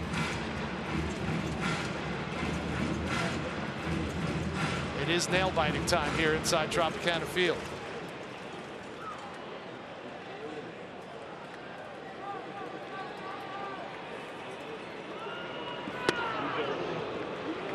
Taken inside for a strike. Evens the count at 1 apiece.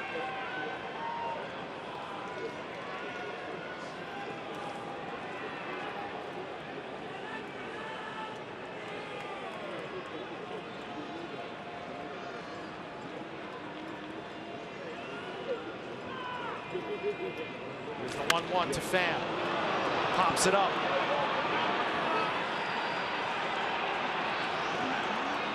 Alex testing the waters a little bit just to see if maybe he can get a wild throw from Matt Olson, who squeezed that foul pop for the first out of the inning. Second out of the inning, make that. So now there's two away with Joey Wendell coming up. Wendell owns the sole RBI this contest for the Tampa Bay Rays. He drove in Tommy Pham with an RBI single his last time up. And they're going to walk Wendell to get to Adames. So now the bases are loaded. Intrigue. Again, matchups. That's all it is. That's what it's going to be. Both of these managers have a lot of guys at their disposal with these expanded rosters, and they can afford to play it that way. Now here's one thing that might work in the Rays' favor as far as matchups go. Willy Adames actually hitting 21 points higher against righties than he is against lefties. 267 this season with 6 homers against right-handed pitching, only 246 against the left-handers. Big spot here for the rookie. 2 outs, 2 on, bottom of the sixth, tied at 1. That one's in the dirt. Adames ahead in the count, 2-0. It's a nice block there by Lucroy as that pitch awfully close to the front edge of that plate where it can really take a hop up. It skips off the plate, and that can speed up. And he was able to protect that 5-hole and so far saved the day here for the A's. But Willy Adames is finding himself now at a very nice hitter's count at 2-0. Kelly hasn't looked all that sharp in his first inning pitched.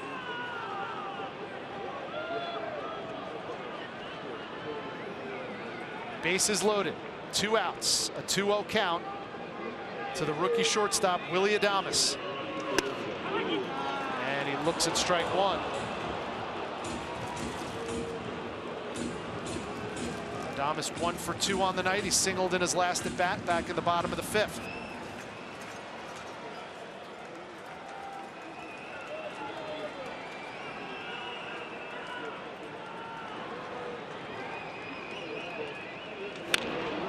Two-1. Fouled into the Oakland dugout. Evens the count at 2-2.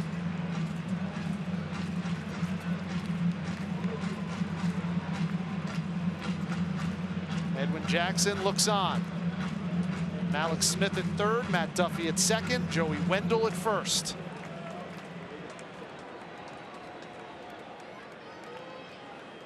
And Sean Kelly looking to wriggle out of trouble here in the bottom of the sixth.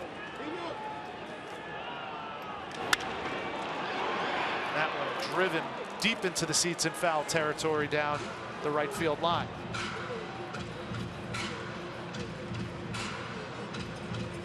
Well, Willie Adames is a rookie, but he has shown the penchant, BA, for the big moment. You all remember the walk-off home run? His first career home run coming against Chris Sale. He doesn't shy away from the spotlight. Well, this would certainly qualify. Got your opportunity. It's going to be a 2-2 from Kelly. And he looks at strike three. Sean Kelly gets himself into trouble and gets himself out of trouble to end the sixth. We will go to the top of the seventh. The Rays and the A's knotted at 1.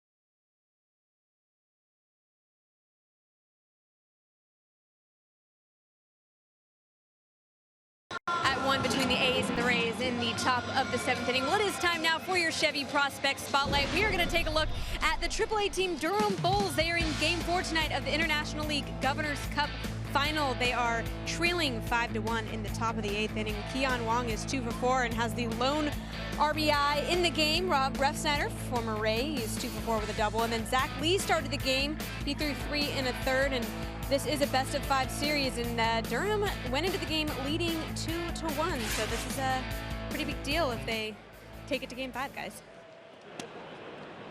Thank you, Michelle. Tough break for those Durham Bulls to have to play every one of the Governor's Cup Championship game in enemy territory in Scranton, Wilkes-Barre. There's a Bulls fan. They got great gear there. Iconic gear. Yeah. And of course, we and everybody at Fox Sports Sun wishes all the people in the Carolinas affected by Hurricane Florence. We wish them well. Hope everybody is safe. Chris Davis stepping in. The heart of the lineup now for the Oakland A's. Davis, Olsen, Piscotty for Chaz Rowe in his second inning. And he gets a strike called on the outside part of the plate, 2-1. With someone as dangerous as Chris Davis, who is also as hot as Chris Davis, how do you pitch to him? Carefully. Yeah. Very.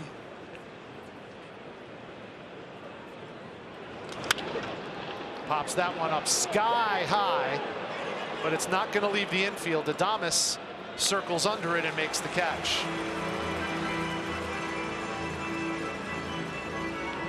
So Davis is 0 for 2 on the night with an intentional walk in the 4th inning. And that brings up Matt Olson, who has the lone RBI tonight for the Oakland A's. That was an RBI single back in the 4th inning. It looks like that's going to do it for Chaz Rowe. We'll step aside as we have our call to the bullpen brought to you by the Florida Lottery. Adam Kolarek coming in to pitch for the Rays in the 7th.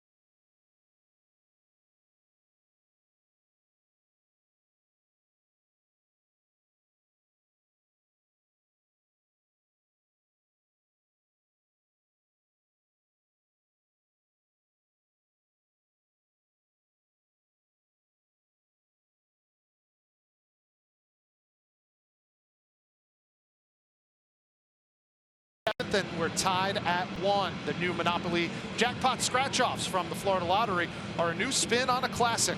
They're loaded with prizes from $10,000 to $2 million. So unleash the excitement anytime. The Florida Lottery, it's your ticket. Claim it. Rays trying to claim a victory here and move one game closer to the Oakland A's for that coveted second wild card playoff spot. They come into tonight 8 games back in the standings, 7 in the loss column. Oakland 89 and 58 on the year. Tampa Bay 80 and 65.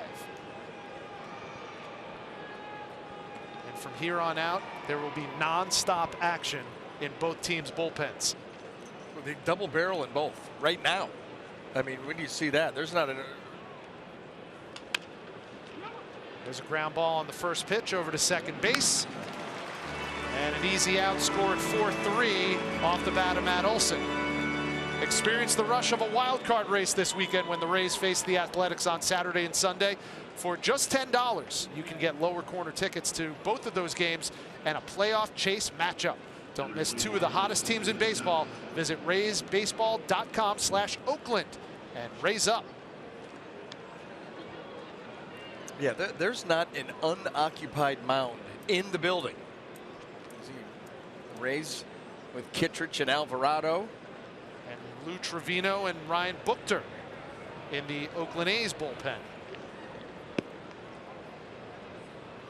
As you would expect, one left-hander, one right-hander. And a meeting on the mound right now, and Kevin Cash is coming out.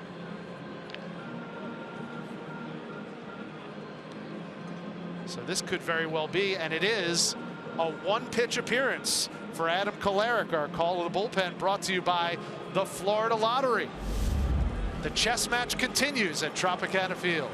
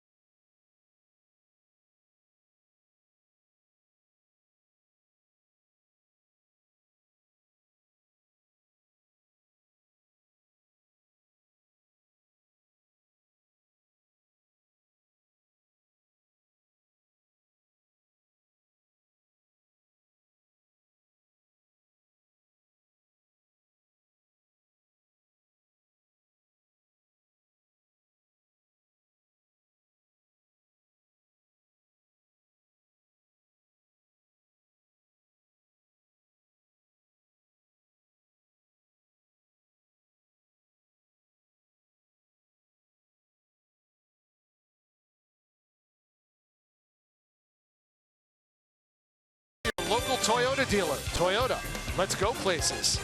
By Sling TV, live TV you love, only better. And by your local Honda dealer.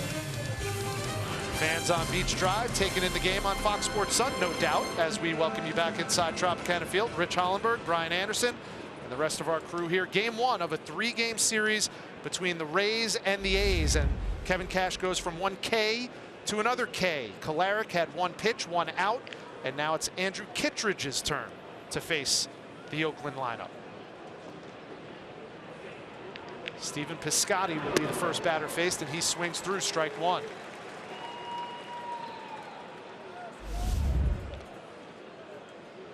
Terrific, heartfelt story for Stephen Piscotty, coming over to the A's only by the good graces of the St. Louis Cardinals, who really didn't want to trade him, but he wanted to come closer to home to be with his mom, who was sick and suffering from ALS, and unfortunately she passed away not too long ago at the age of 55.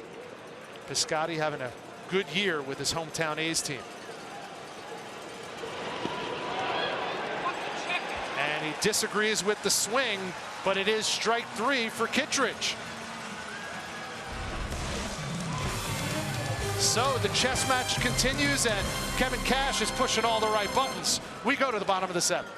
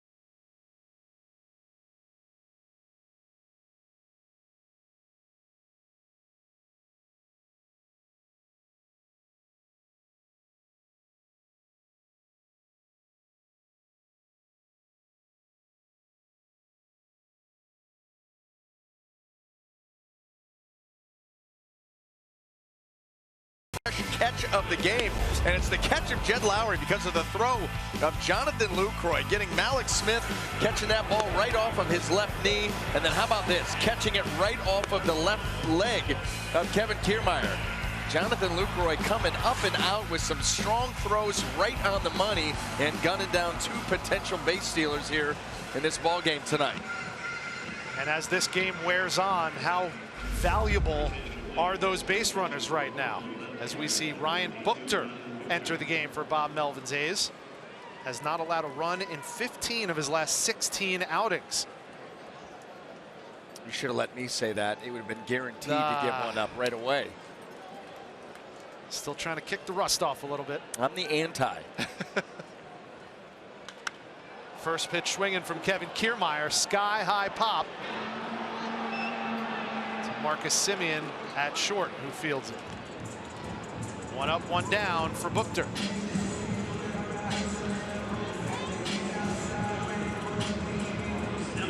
7, 8, 9 hitters for the Tampa Bay Rays in this bottom of the 7th inning. Jake Bauers now steps up.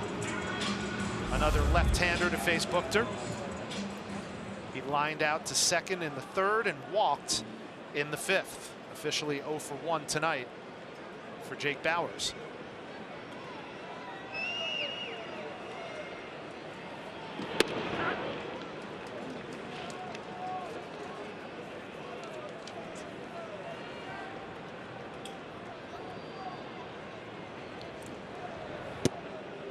Bauers has 2 of his 10 home runs this year against left-handed pitching.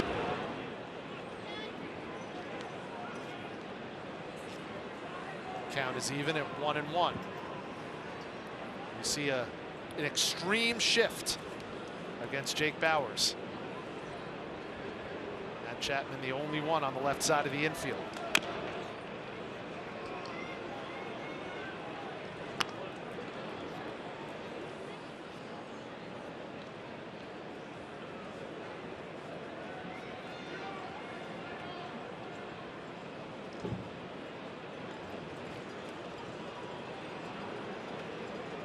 Of these teams establishing themselves as the best teams in baseball over the course of probably the last month. As Bauers swings through, strike 3, that's the second out of the inning. Both teams coming in 8-2 in their last 10 games. And here's what's coming up on tomorrow's Rays Live, the pregame show, presented by your local Honda dealers.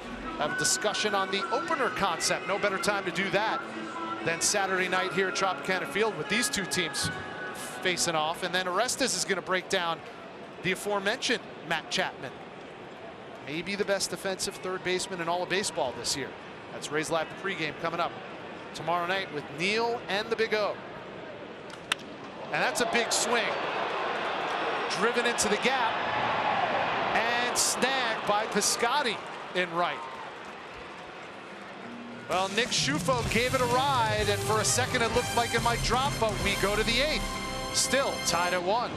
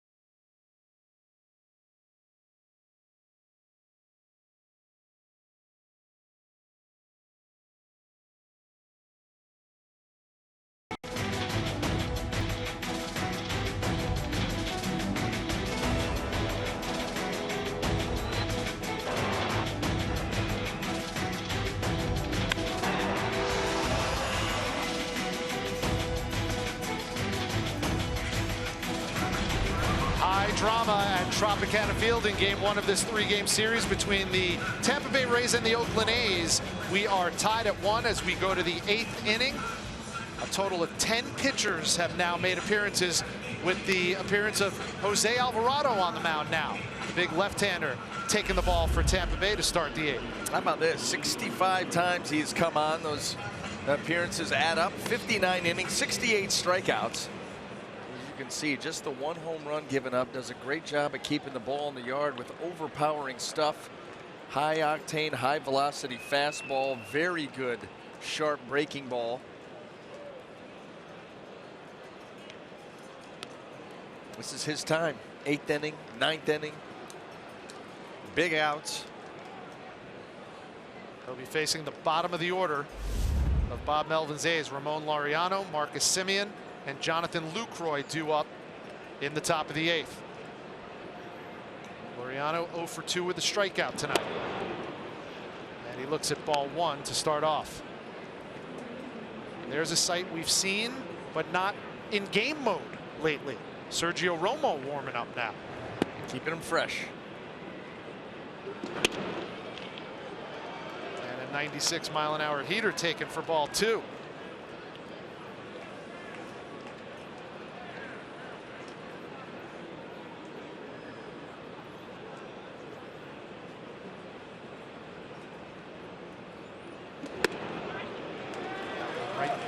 middle. Strike one, two and one to Laureano.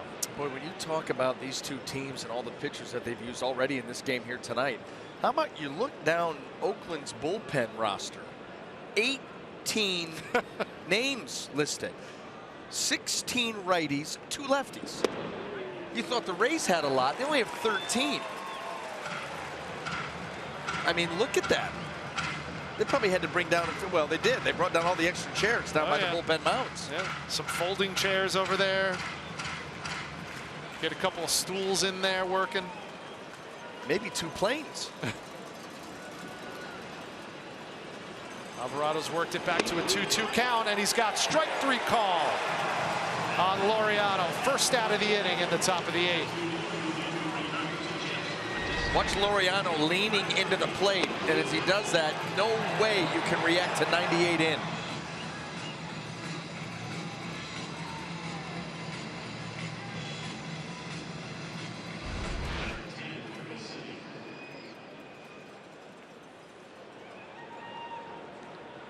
Up steps Marcus Semien, 0 for 1 tonight with a walk. He struck out in the top of the 5th inning.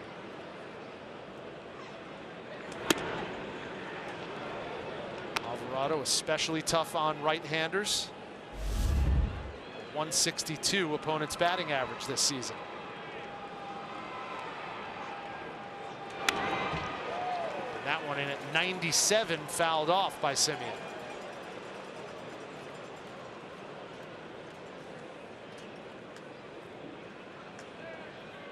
High leverage from here on out.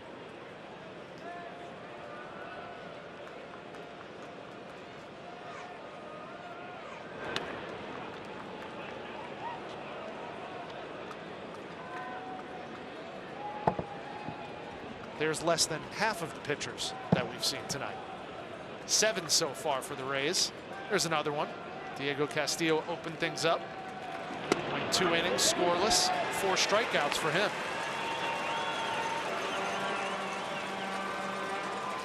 Pass the baton. And once again, Alvarado working with a 2-2 count. 1 out, nobody on to Semien. Got him. Back-to-back strikeouts for Jose Alvarado.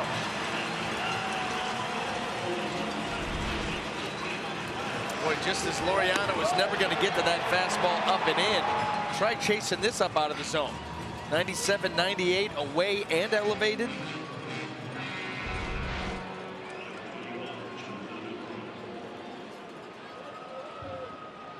That's what Alvarado gives you, just overpowering stuff. You don't want him to fall behind. He's one of those guys, the few guys that are capable of falling behind and still being in the zone and overpowering a hitter. We've seen that twice already in his first 2 batters he's faced. So the bottom of the order, number 9 hitter Jonathan Lucroy grounded into a double play in the 3rd, and flew out to right in the 5th inning. So he's officially 1 for 10 this season against these Rays pitchers, and he swings through a strike there. 1-1.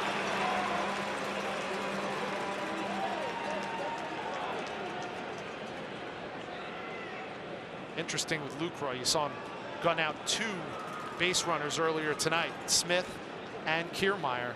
He leads Major League Baseball now with 25 caught stealings, but he also leads Major League Baseball with 65 steals allowed.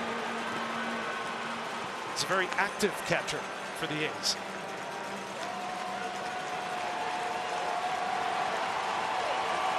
And it's getting loud here inside Tropicana Field with a 1-2 count.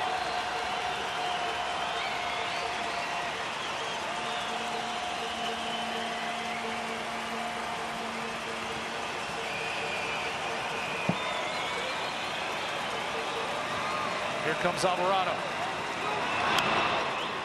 Popped him up. Bauer slides, but it's in the Rays dugout. No play. The count remains 1-2.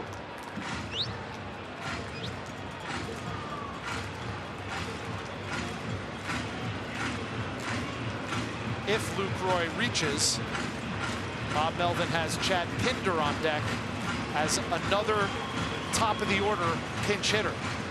That would be the 5th Oakland A to take that spot in the lineup.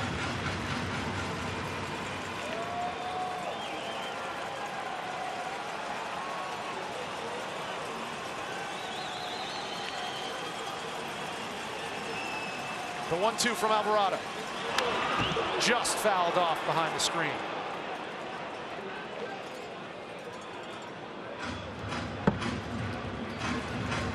Last time for Jose Alvarado on the mound, it was Wednesday against Cleveland. He pitched a perfect night to notch his 8th save on the season.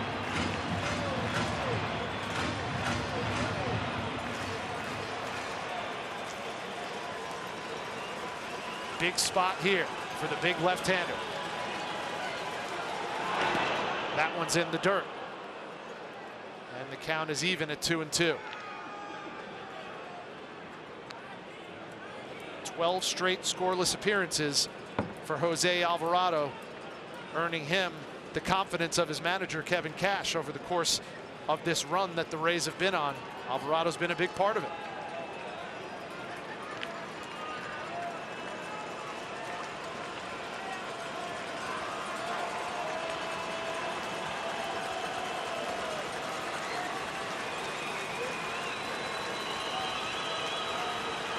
The 2-2.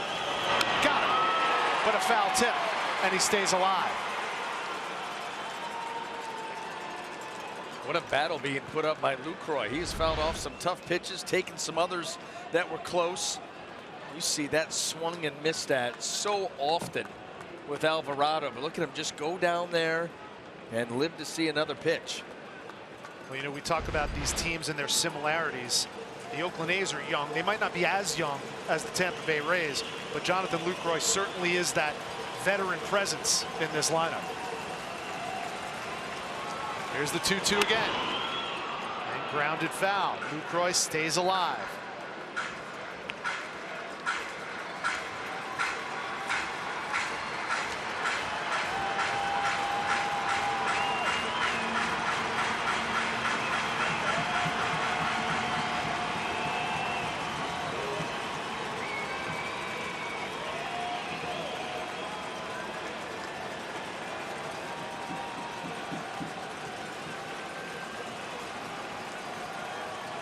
The 2-2 again.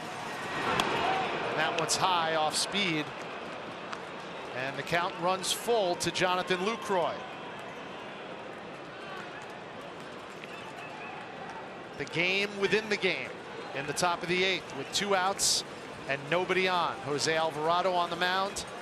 The number 9 hitter, veteran Jonathan Lucroy at the plate, trying to extend the inning for the Oakland Athletics in a 1-1 ball game.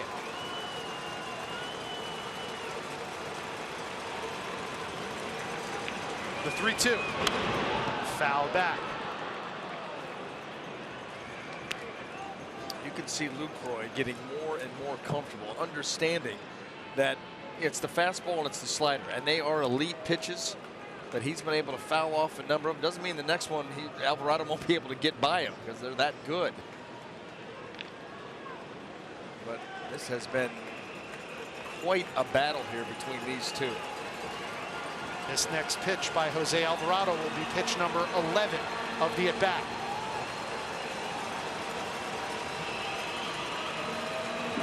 And he got him swinging.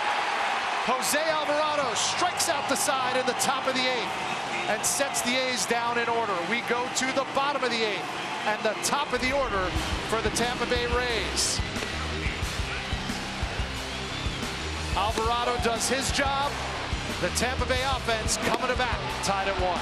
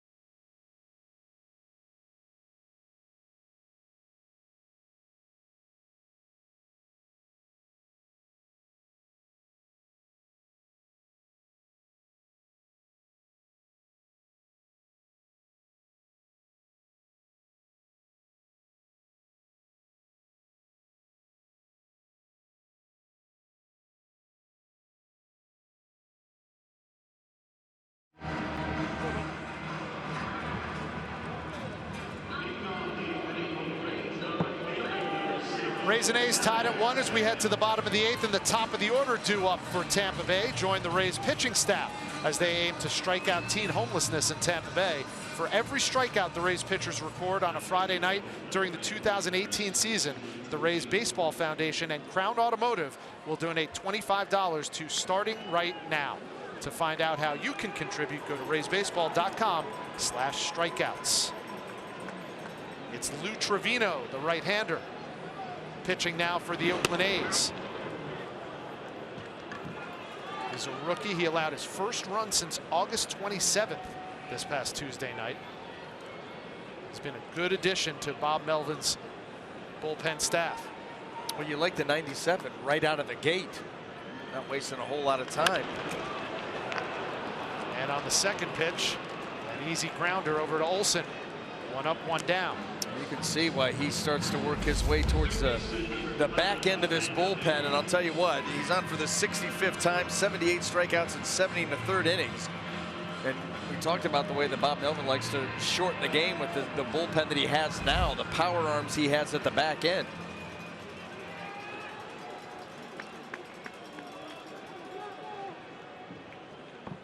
Trevino certainly qualifies. Second among major league relievers in wins. He has 8 and ranks 8th in the American League with a 2.18 ERA.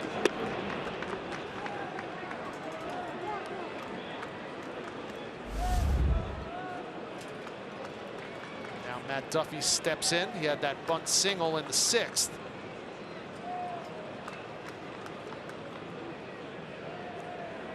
Duffy 1 for 3 on the night. He's ahead 2-0 to Trevino.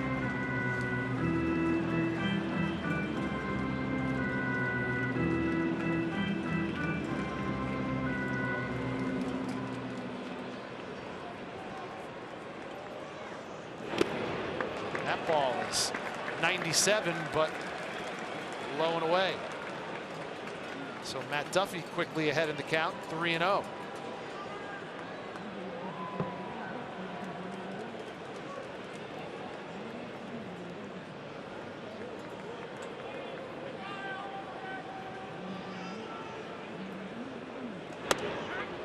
That one gets over at 97 again, this time for a strike, so it's a 3-1 count, hitter's count to Matt Duffy.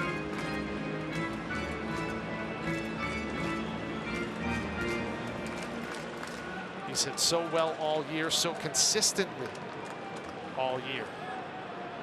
293 against lefties and 298 against right-handed pitching. He waits back as well as anybody in this lineup. Not afraid to let that ball get deeper into the zone. You know, some guys, they want to go out and get the baseball. They don't want to let that ball travel into the zone, especially with the stuff that's in the game now in the late movement. There's always that risk that the more that you let that ball travel, all of a sudden it's gone by the time you swing. 3-2 taken outside. Good eye by Duffy. And he's the first base runner aboard in the bottom of the 8th. And that'll bring up Ji-Man Choi.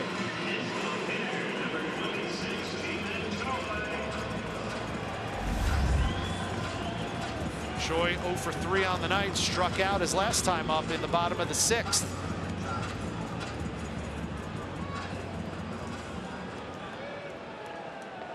Both bullpens quiet for the time being.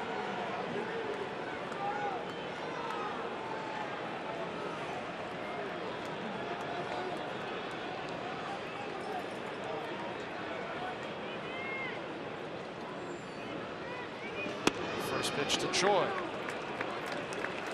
Taken low for a ball.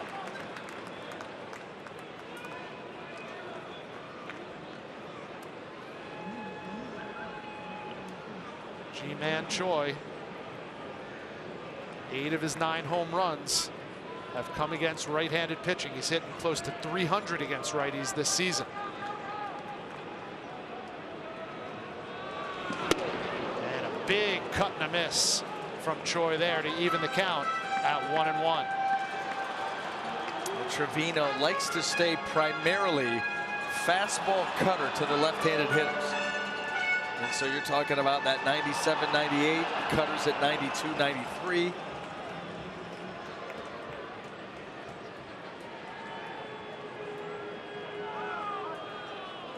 Time called by home plate umpire David Rackley.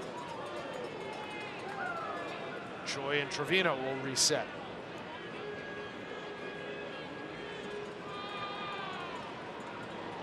Playoff atmosphere, playoff tension inside Tropicana Field.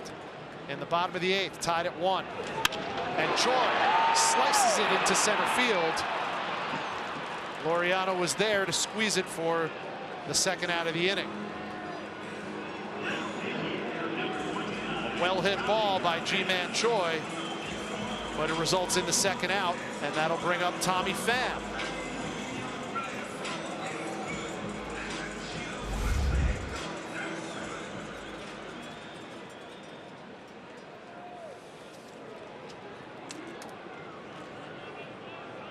Pham 1 for 3 on the night. He extended his hit streak to 17 games in the 4th inning with a double.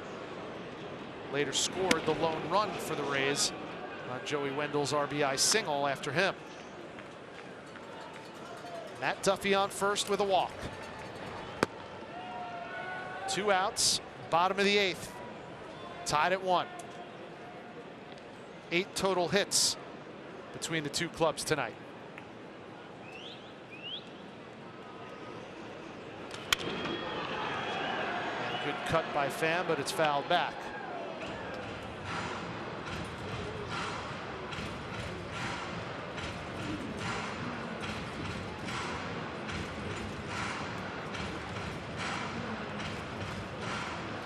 Under normal circumstances, I'd say you'd be surprised that there's been only 2 runs and 8 hits with these two offenses, as scorching hot as they've both been, but this had the feel of pitcher's duel from the outset. Edwin Jackson going 5 strong innings for the A's. Diego Castillo starting things off as the opener for the Rays, going 2 perfect. A crowd of over 11,500 on hand to take it in.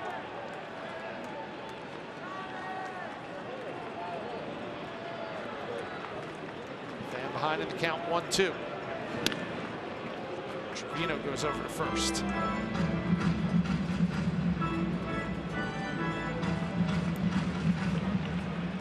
Matt Duffy not too much of a threat to steal, but obviously the Rays and the A's for that matter desperate to get a runner in scoring position. The 1-2. That's taken for ball 2.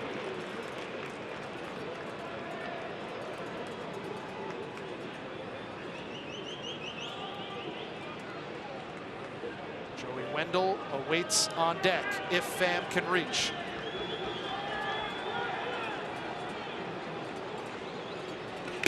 And that ball swung on and missed for strike 3.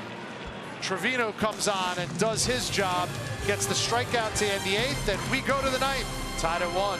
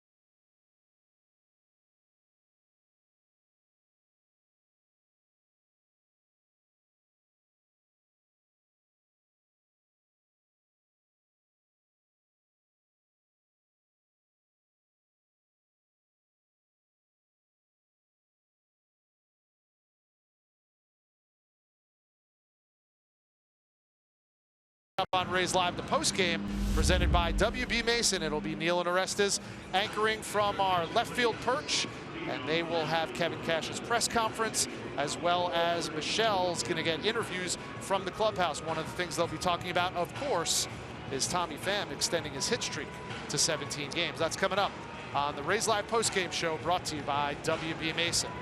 So Jose Alvarado comes out to start the top of the ninth, and promptly before a pitch is thrown, gets replaced, and it'll be Sergio Romo taking the hill. When we come back, Call to the Bullpen brought to you by the Florida Lottery.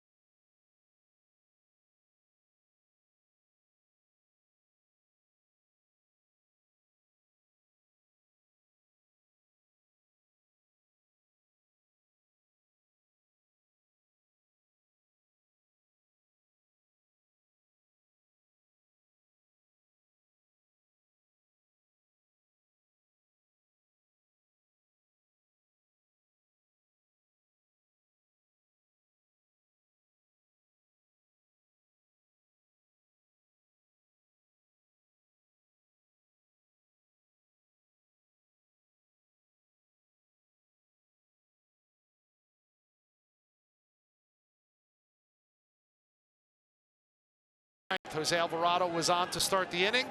Bob Melvin puts up Chad Pinder as the pinch hitter, and immediately Kevin Cash goes to Sergio Romo. Pinder hit .317 over his last 17 games, coming in as a pinch hitter tonight. We haven't seen much of Sergio Romo lately, BA.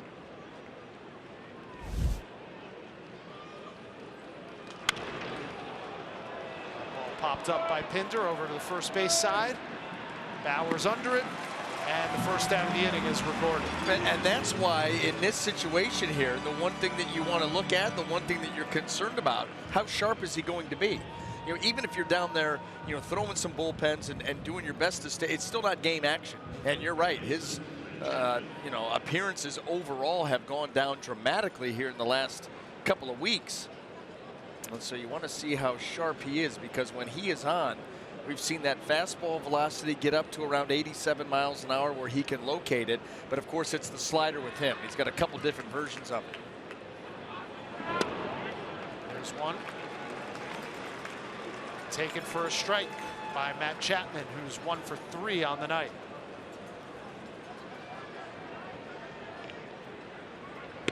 Romo's last appearance was all the way back in the Toronto series on September 4th. Chapman on the second pitch, pops it up. Wendell's out there, he's under it, and there's 2 away. So far, so good for Sergio Romo. No rust on those tires.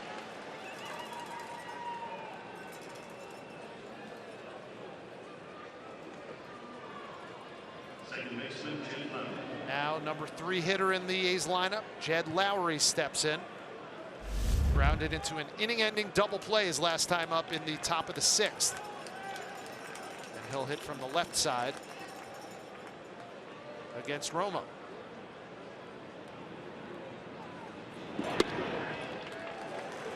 Ball taken for a strike at the knees.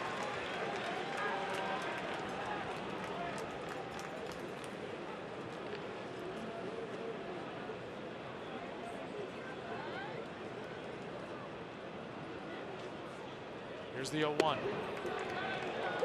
That one just missed on the outside corner.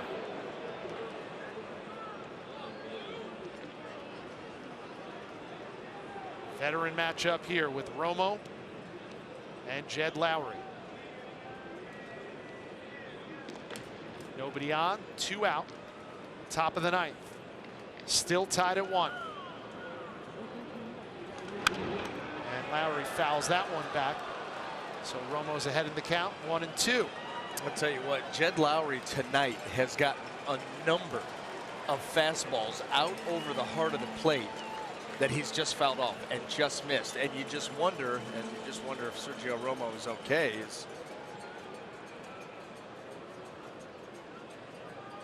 Well, he was on the rubber with the Rays trading staff and Kevin Cash out there to check on him. Looks like it might be that left ankle. You know, we've seen that leg buckle before during the course of the season from time to time. He's usually able to bounce back from it. Gonna stay out there. Well, everything checked out. Trainer Mark Vincent out there with Kevin Cash, and Romo says that he's okay, and we take a look back to see what might have caused the trouble. A little short hop there on the right leg. Yeah, well, it's that left, and it's the plant. And we've seen this, you know, over the course of the season. There'll be a time here or there where you can tell it doesn't feel real great. Yeah, that little hop that he has from time to time.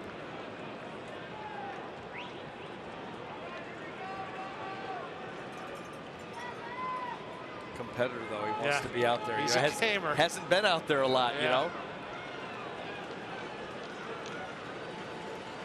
He's contributed so much to this team all season long. The 2-2, grounded foul. As a matter of fact, it's only fitting that Sergio Romo makes an appearance in this game. When we're going to be talking so much about openers this weekend between these two clubs.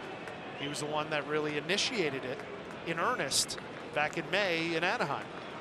Yeah, he went back-to-back days. It was a Saturday and a Sunday, and that's really when it took off nationally and became a story. It's a full-blown thing now. The 2-2 popped up. Duffy's moving over into foul territory. He's got it. 3 batters faced, 3 pop-ups for Sergio Romo. And we go to the bottom of the 9th, tied at 1.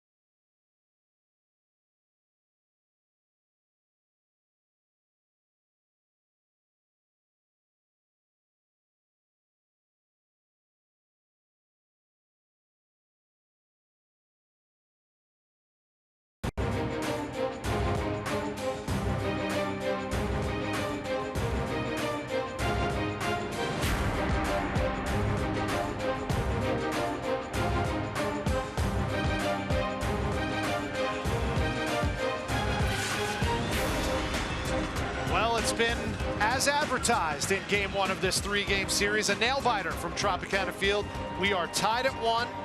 We are in the bottom of the 9th, and now one of the best relievers in baseball, Blake Trinan, takes the bump for Oakland, And he's going to be facing Joey Wendell, Willie Adames, and Kevin Kiermaier here in the bottom of the ninth. The Rays looking for their 10th walk-off of the season. And Chad Pinder takes over in left field after pinch hitting the previous inning. And Jamie Schultz is warming in the Rays bullpen.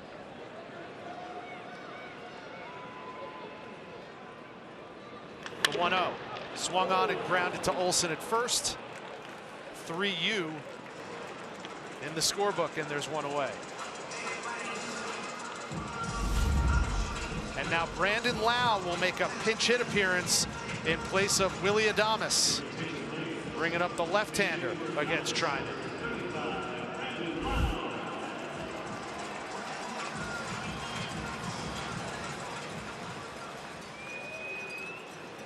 Lau has certainly proven his mettle lately.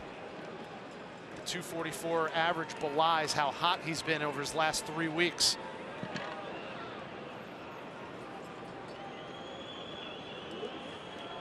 But it's a tough task to ask anybody, let alone a rookie like Lau, to get a hit off of Blake Trinan.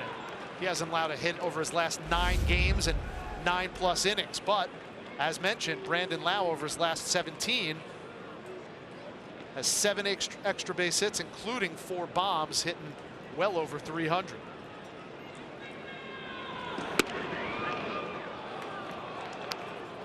That one called a strike. It's 1-1. What does Trinan bring to the table? Fastball, cutter, slider, and he's got elite velocity, 97.5 on average with the regular fastball. He'll cut it, 92, 93, 94. And that hit him, and it hit him hard. A 98-mile-an-hour fastball on the arm, and Brandon Lau is going to take first base. And Mark Vincent was ready to run out and check on him, and he said, Oh boy, just above that left elbow. Kind of like that.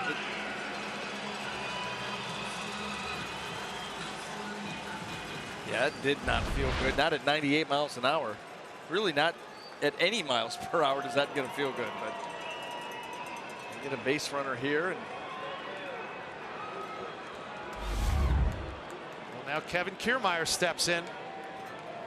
Has an 8-game hitting streak coming into tonight. He's 0 for 3 on the night, but was hitting .500 coming in those previous 8 games. And 3 home runs. He popped 2 in Toronto in 1 game, and then came back here and had 1 in the opening series of this homestand. Opposing base stealers, in case you were wondering, 6 out of 6 against Trinan. I don't know how much you push the envelope there with the way that Lucroy's been throwing the ball here tonight.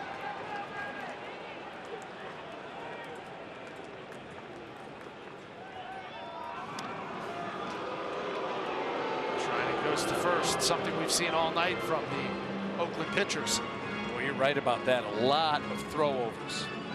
Edwin Jackson really leading the charge.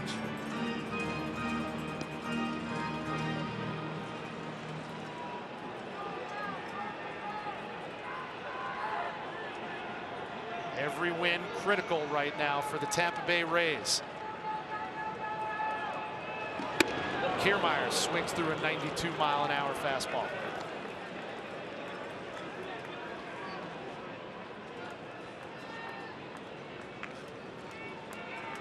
Everyone in rapt attention in the Rays dugout. It's going to be an 0-1 count for Kiermaier. The Rays looking to pull within 7 games of the Oakland A's for that second wild card spot in the AL East, or the American League playoff push, I should say.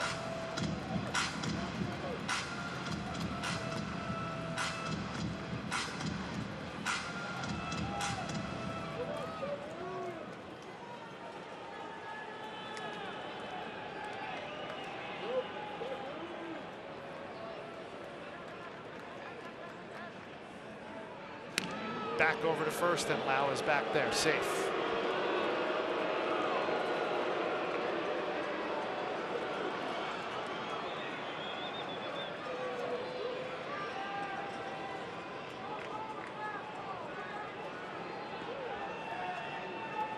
Trying with a microscopic .87 walks and hits per innings pitched. Kiermaier grounds it slowly. Olsen charged. And Kiermaier is going to be called out of the baseline. But Lau advances to second. And there's 2 outs. Well, you got a chance. That's all you're asking for off a guy like Treinen here in the bottom of the 9th inning. You know, it is interesting that, you know, Bob Melvin goes to Treinen here in a non-save situation on the road. You know, at home you would normally do that because you're either going to walk it off or be done. But on the road, you typically hang on to your closer. But here, Bob Melvin deciding that this is the point in time he wanted to use him. Still has some good options out there. Guys who have closed games, Familia, you know, And Fernando Rodney. Too. Yes. He has quality and quantity. Now there's 2 outs to Jake Bauers. With a runner on second, a base hit. Could be a walk-off for Jake. And there they both are. Familia on the left, Fernando Rodney, of course, on the right. Well, what a luxury.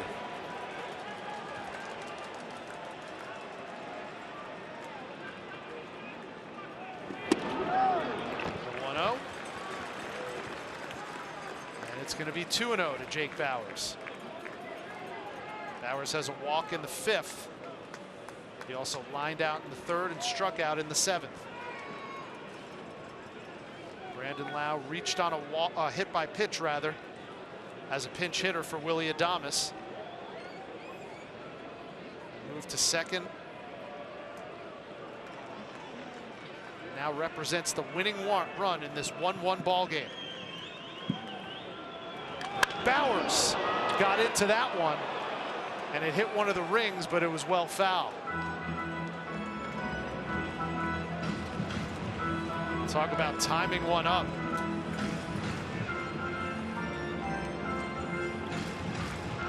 Jake Bauers already has a 2-run home run on this homestand. He also has one of the 9 walk-off wins that the Rays have notched this season. Rays lead the American League in that department. 9 walk-offs. They'd love nothing more than to make it 10 tonight. The 2-1.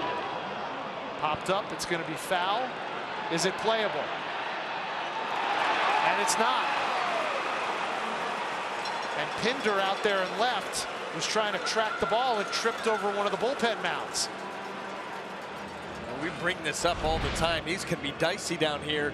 Your eyes can't leave the baseball because of the roof here, and then all of a sudden the change in the landscape. And you could see it just took the legs right out from under Pinder. That's where it gets real tough, because you know the way that this roof gives opposing teams trouble. You understand that the eyes cannot veer from that, and then here you're trying to run uphill all of a sudden. Home field advantage. It comes in many forms and shapes and sizes, and maybe it just reared its head one time in the corner of the Tampa Bay Rays.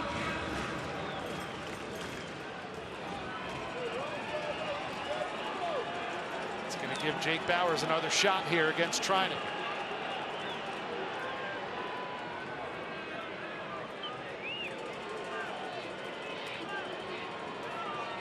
The 2-2 on the way. Popped up weakly. Treinen is going to field it. And we're going to go to extra innings. A playoff atmosphere, and we've got free baseball coming up.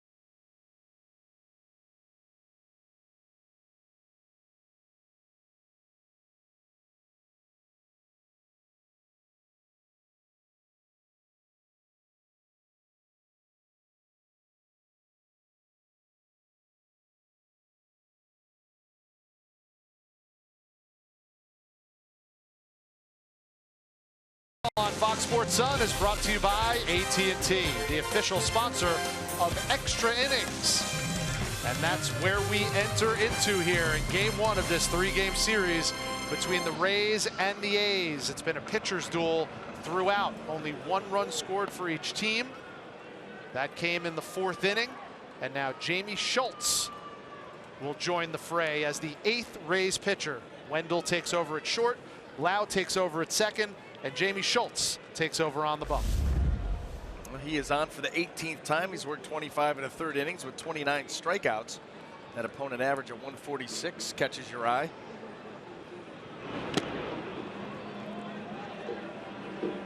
Twelfth time this season the Rays have ventured into extra innings. They're 5-6 in their first 11.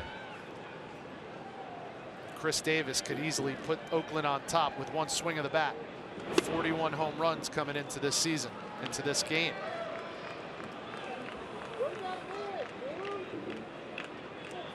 So far Davis 0 for 2. He popped up to short his last time up in the seventh.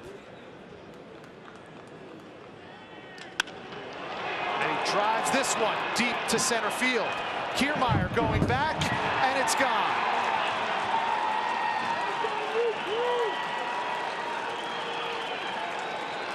On a 2-0 pitch, Chris Davis knocks in home run number 42, giving Oakland a 2-1 lead in extras.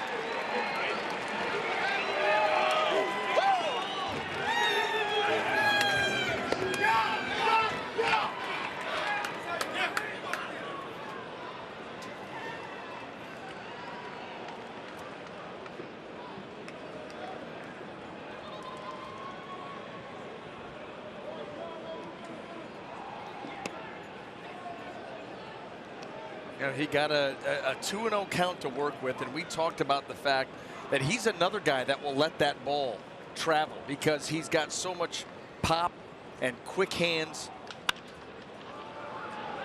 Olsen puts a big swing on it, but Kiermaier's under it for this first out of the inning. You know, you look at Chris Davis's spray chart off the fastball, and balls in the air, it's up the middle the other way. He lets that ball get into the zone before he fires on it, keeps those hands ready to go, and then see ya. You get a 2-0 count and you center cut one, and this is the risk that you run.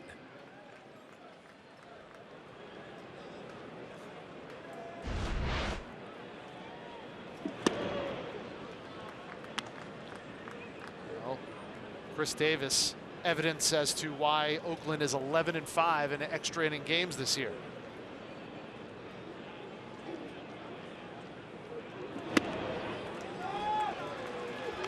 Scotty swings through that one. The one guy that you don't want to let beat you. They just need some offense here in the bottom half. Well, that's why they walked him intentionally in the fourth inning. Well, that's what, 42 and 111 RBIs. That's a career high. With the way this team has played in the second half of the year, that's going to get him some MVP votes. He might not win it, but he'll get some consideration.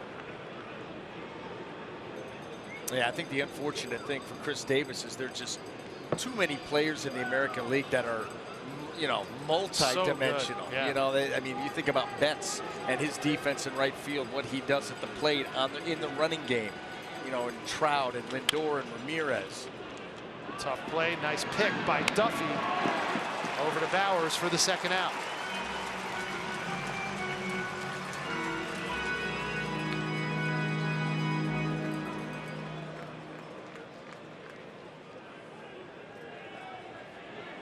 Well, the Rays have used 9 pitchers. They've thrown everything but the kitchen sink at these Oakland A's, and they still find themselves down 2-1 with 2 outs in the top of the 10th.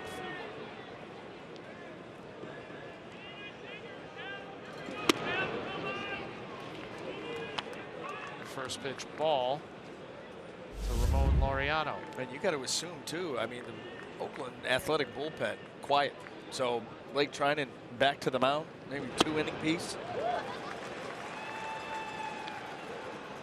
I'm sure Bob Melvin could live with that, as good as Trinan's been. An all-star this year.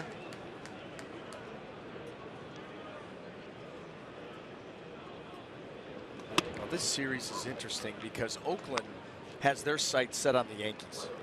They want to catch the Yankees, all the while push the Rays out of the race. The Rays have their eyes set on Oakland. And so you've got two teams going to do whatever they have to do to win these games. That offering inside. It's going to be 3-1 now to Laureano.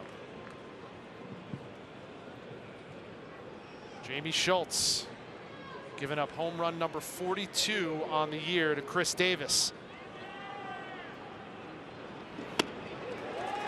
Ball swung on and missed, so the count goes full to Ramon Laureano.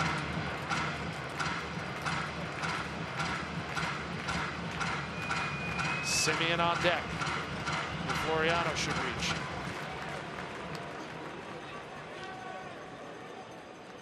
Looking ahead to the bottom of the 10th, the bottom of the lineup for the Rays. Nick Schufo scheduled to lead it off, and then the lineup flips to the top of the order with Malik Smith and Matt Duffy.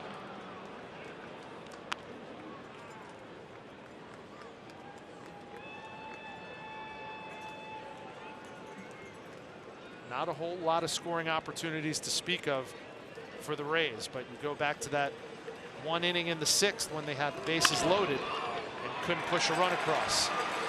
There's a soft line drive caught by Lau to end the inning, but the damage has been done. Chris Davis gives the A's a lead, and now Malik Smith is going to get a chance to play the hero when we come back.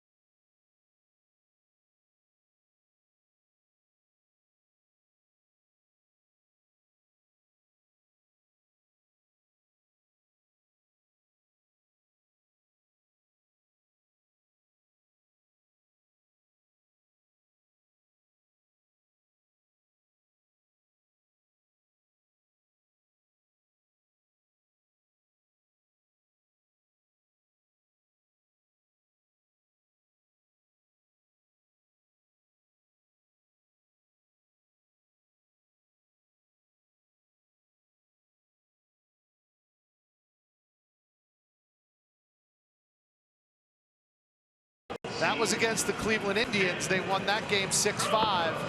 And now they're in danger of dropping game 1 of this series, but they've got 3 outs left in the bottom of the 10th, and C.J. Cron will step in to pinch hit for Nick Schufo. And then the lineup flips to the top of the order with Malik Smith on deck.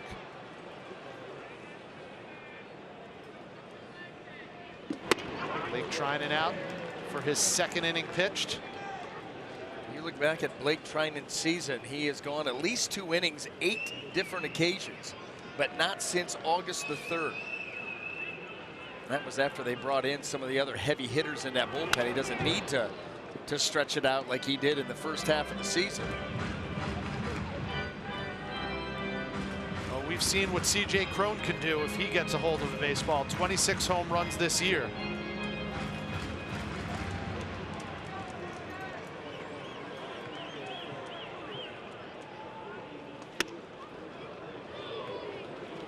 Looks at that one for ball 1. It's 1-2 to C.J. Cron.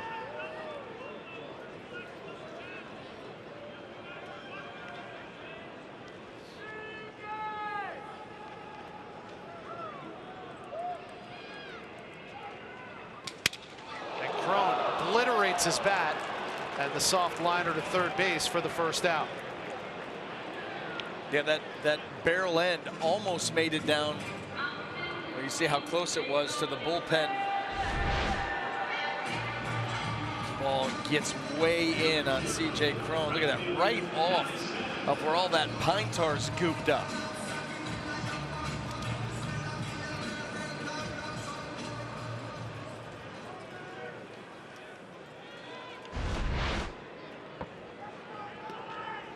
So that'll bring up Malik Smith with one out here in the bottom of the 10th. A 290 hitter against right-handed pitching. But you're not going to face many right-handers tougher than Blake Trinan.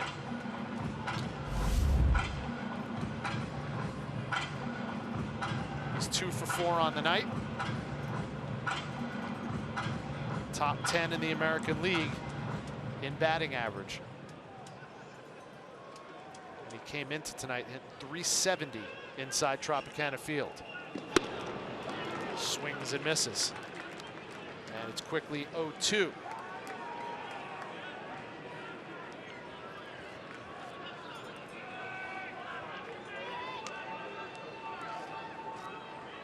That man, the hero so far. Chris Davis popping home run number 42 in the top of the 10th to give the A's a 2-1 lead in extras.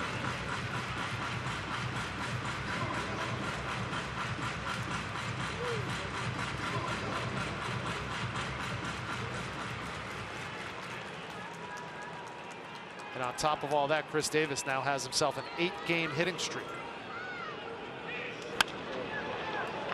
Alex fights that one off. Count remains 1-2. Well, the more you can do that, the more you give yourself a chance against someone like Blake Trinan. Yeah, that's all you're looking to do here. Just continue to battle, foul tough pitches off. Hope that he makes a mistake that you can take advantage of. Find your way, get that speed aboard the base paths, and give yourself one last chance.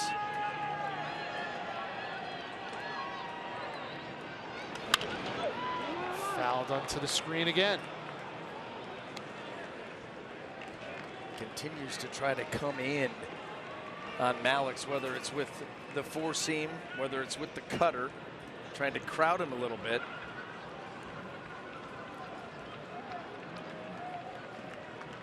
I'd like to see him miss with one of those cutters out over the plate just a little bit and let Malix lift it. There's a chopper up the middle, fielded by Lowry. And a hustling Smith can't beat it out. Larry Vanover over at first punches him out. Malix wants to take a look at that one. If it's even remotely close, you know the Rays are going to. It's too important. I mean, you've got one to burn. Burn it if it's even remotely in question. Absolutely. A head first slide. I don't think that they would get it overturned. I don't think they're even going to waste it. That throw was there. A nice job by the veteran Lowry, reading the situation and knowing he's got to get rid of it quickly and plenty of time. Not plenty of time, but for as close as we were hoping, that's not that close. Here's a great note from the even greater Rick Odioso, our crack statistician. Chris Davis hit his 40th home run as a designated hitter tonight. Only David Ortiz has ever hit 40 home runs as a DH. He did it twice, and that's putting yourself in some pretty good company. Oh yeah, oh yeah, that's your one job, and he does it as well as anybody. So the Rays down to their final out. 2 outs here in the bottom of the 10th, and Matt Duffy at the plate against Blake Trinan.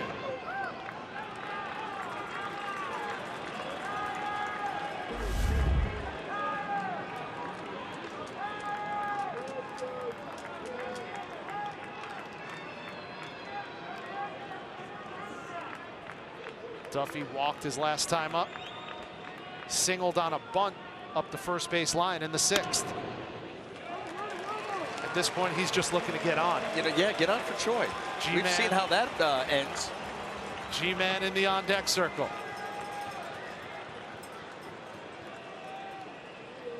I mean, He's itching to dance.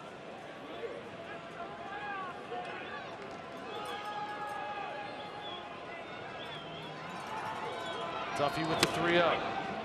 And it's strike one.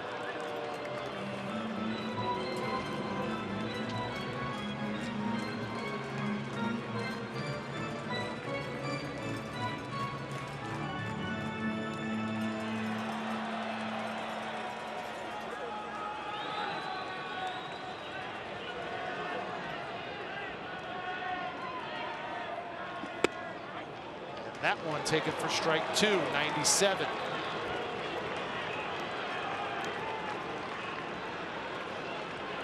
Doesn't look like the wear and tear of a second inning pitch by Blake Trinan has mattered much to him.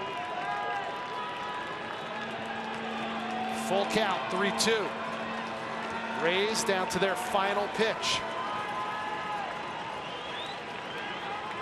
With 2 outs here in the bottom of the 10th, trailing 2-1. That one grounded up the middle. Simeon over to first, and they got him, and the game is over. Chris Davis, his 3rd extra inning home run of the season, provides the game winner for the Oakland A's. 2-1 is your final in 10. 2-3-0 for Oakland, 1-6-1 for Tampa Bay. A tough loss for the Rays as they drop to 80-66 on the year, and that's the 90th win on the season for Oakland. That'll do it for us. Rays Live, the postgame, is up next. For Brian Anderson, I'm Rich Hollenberg. Rays live to fight another day tomorrow night against the A's.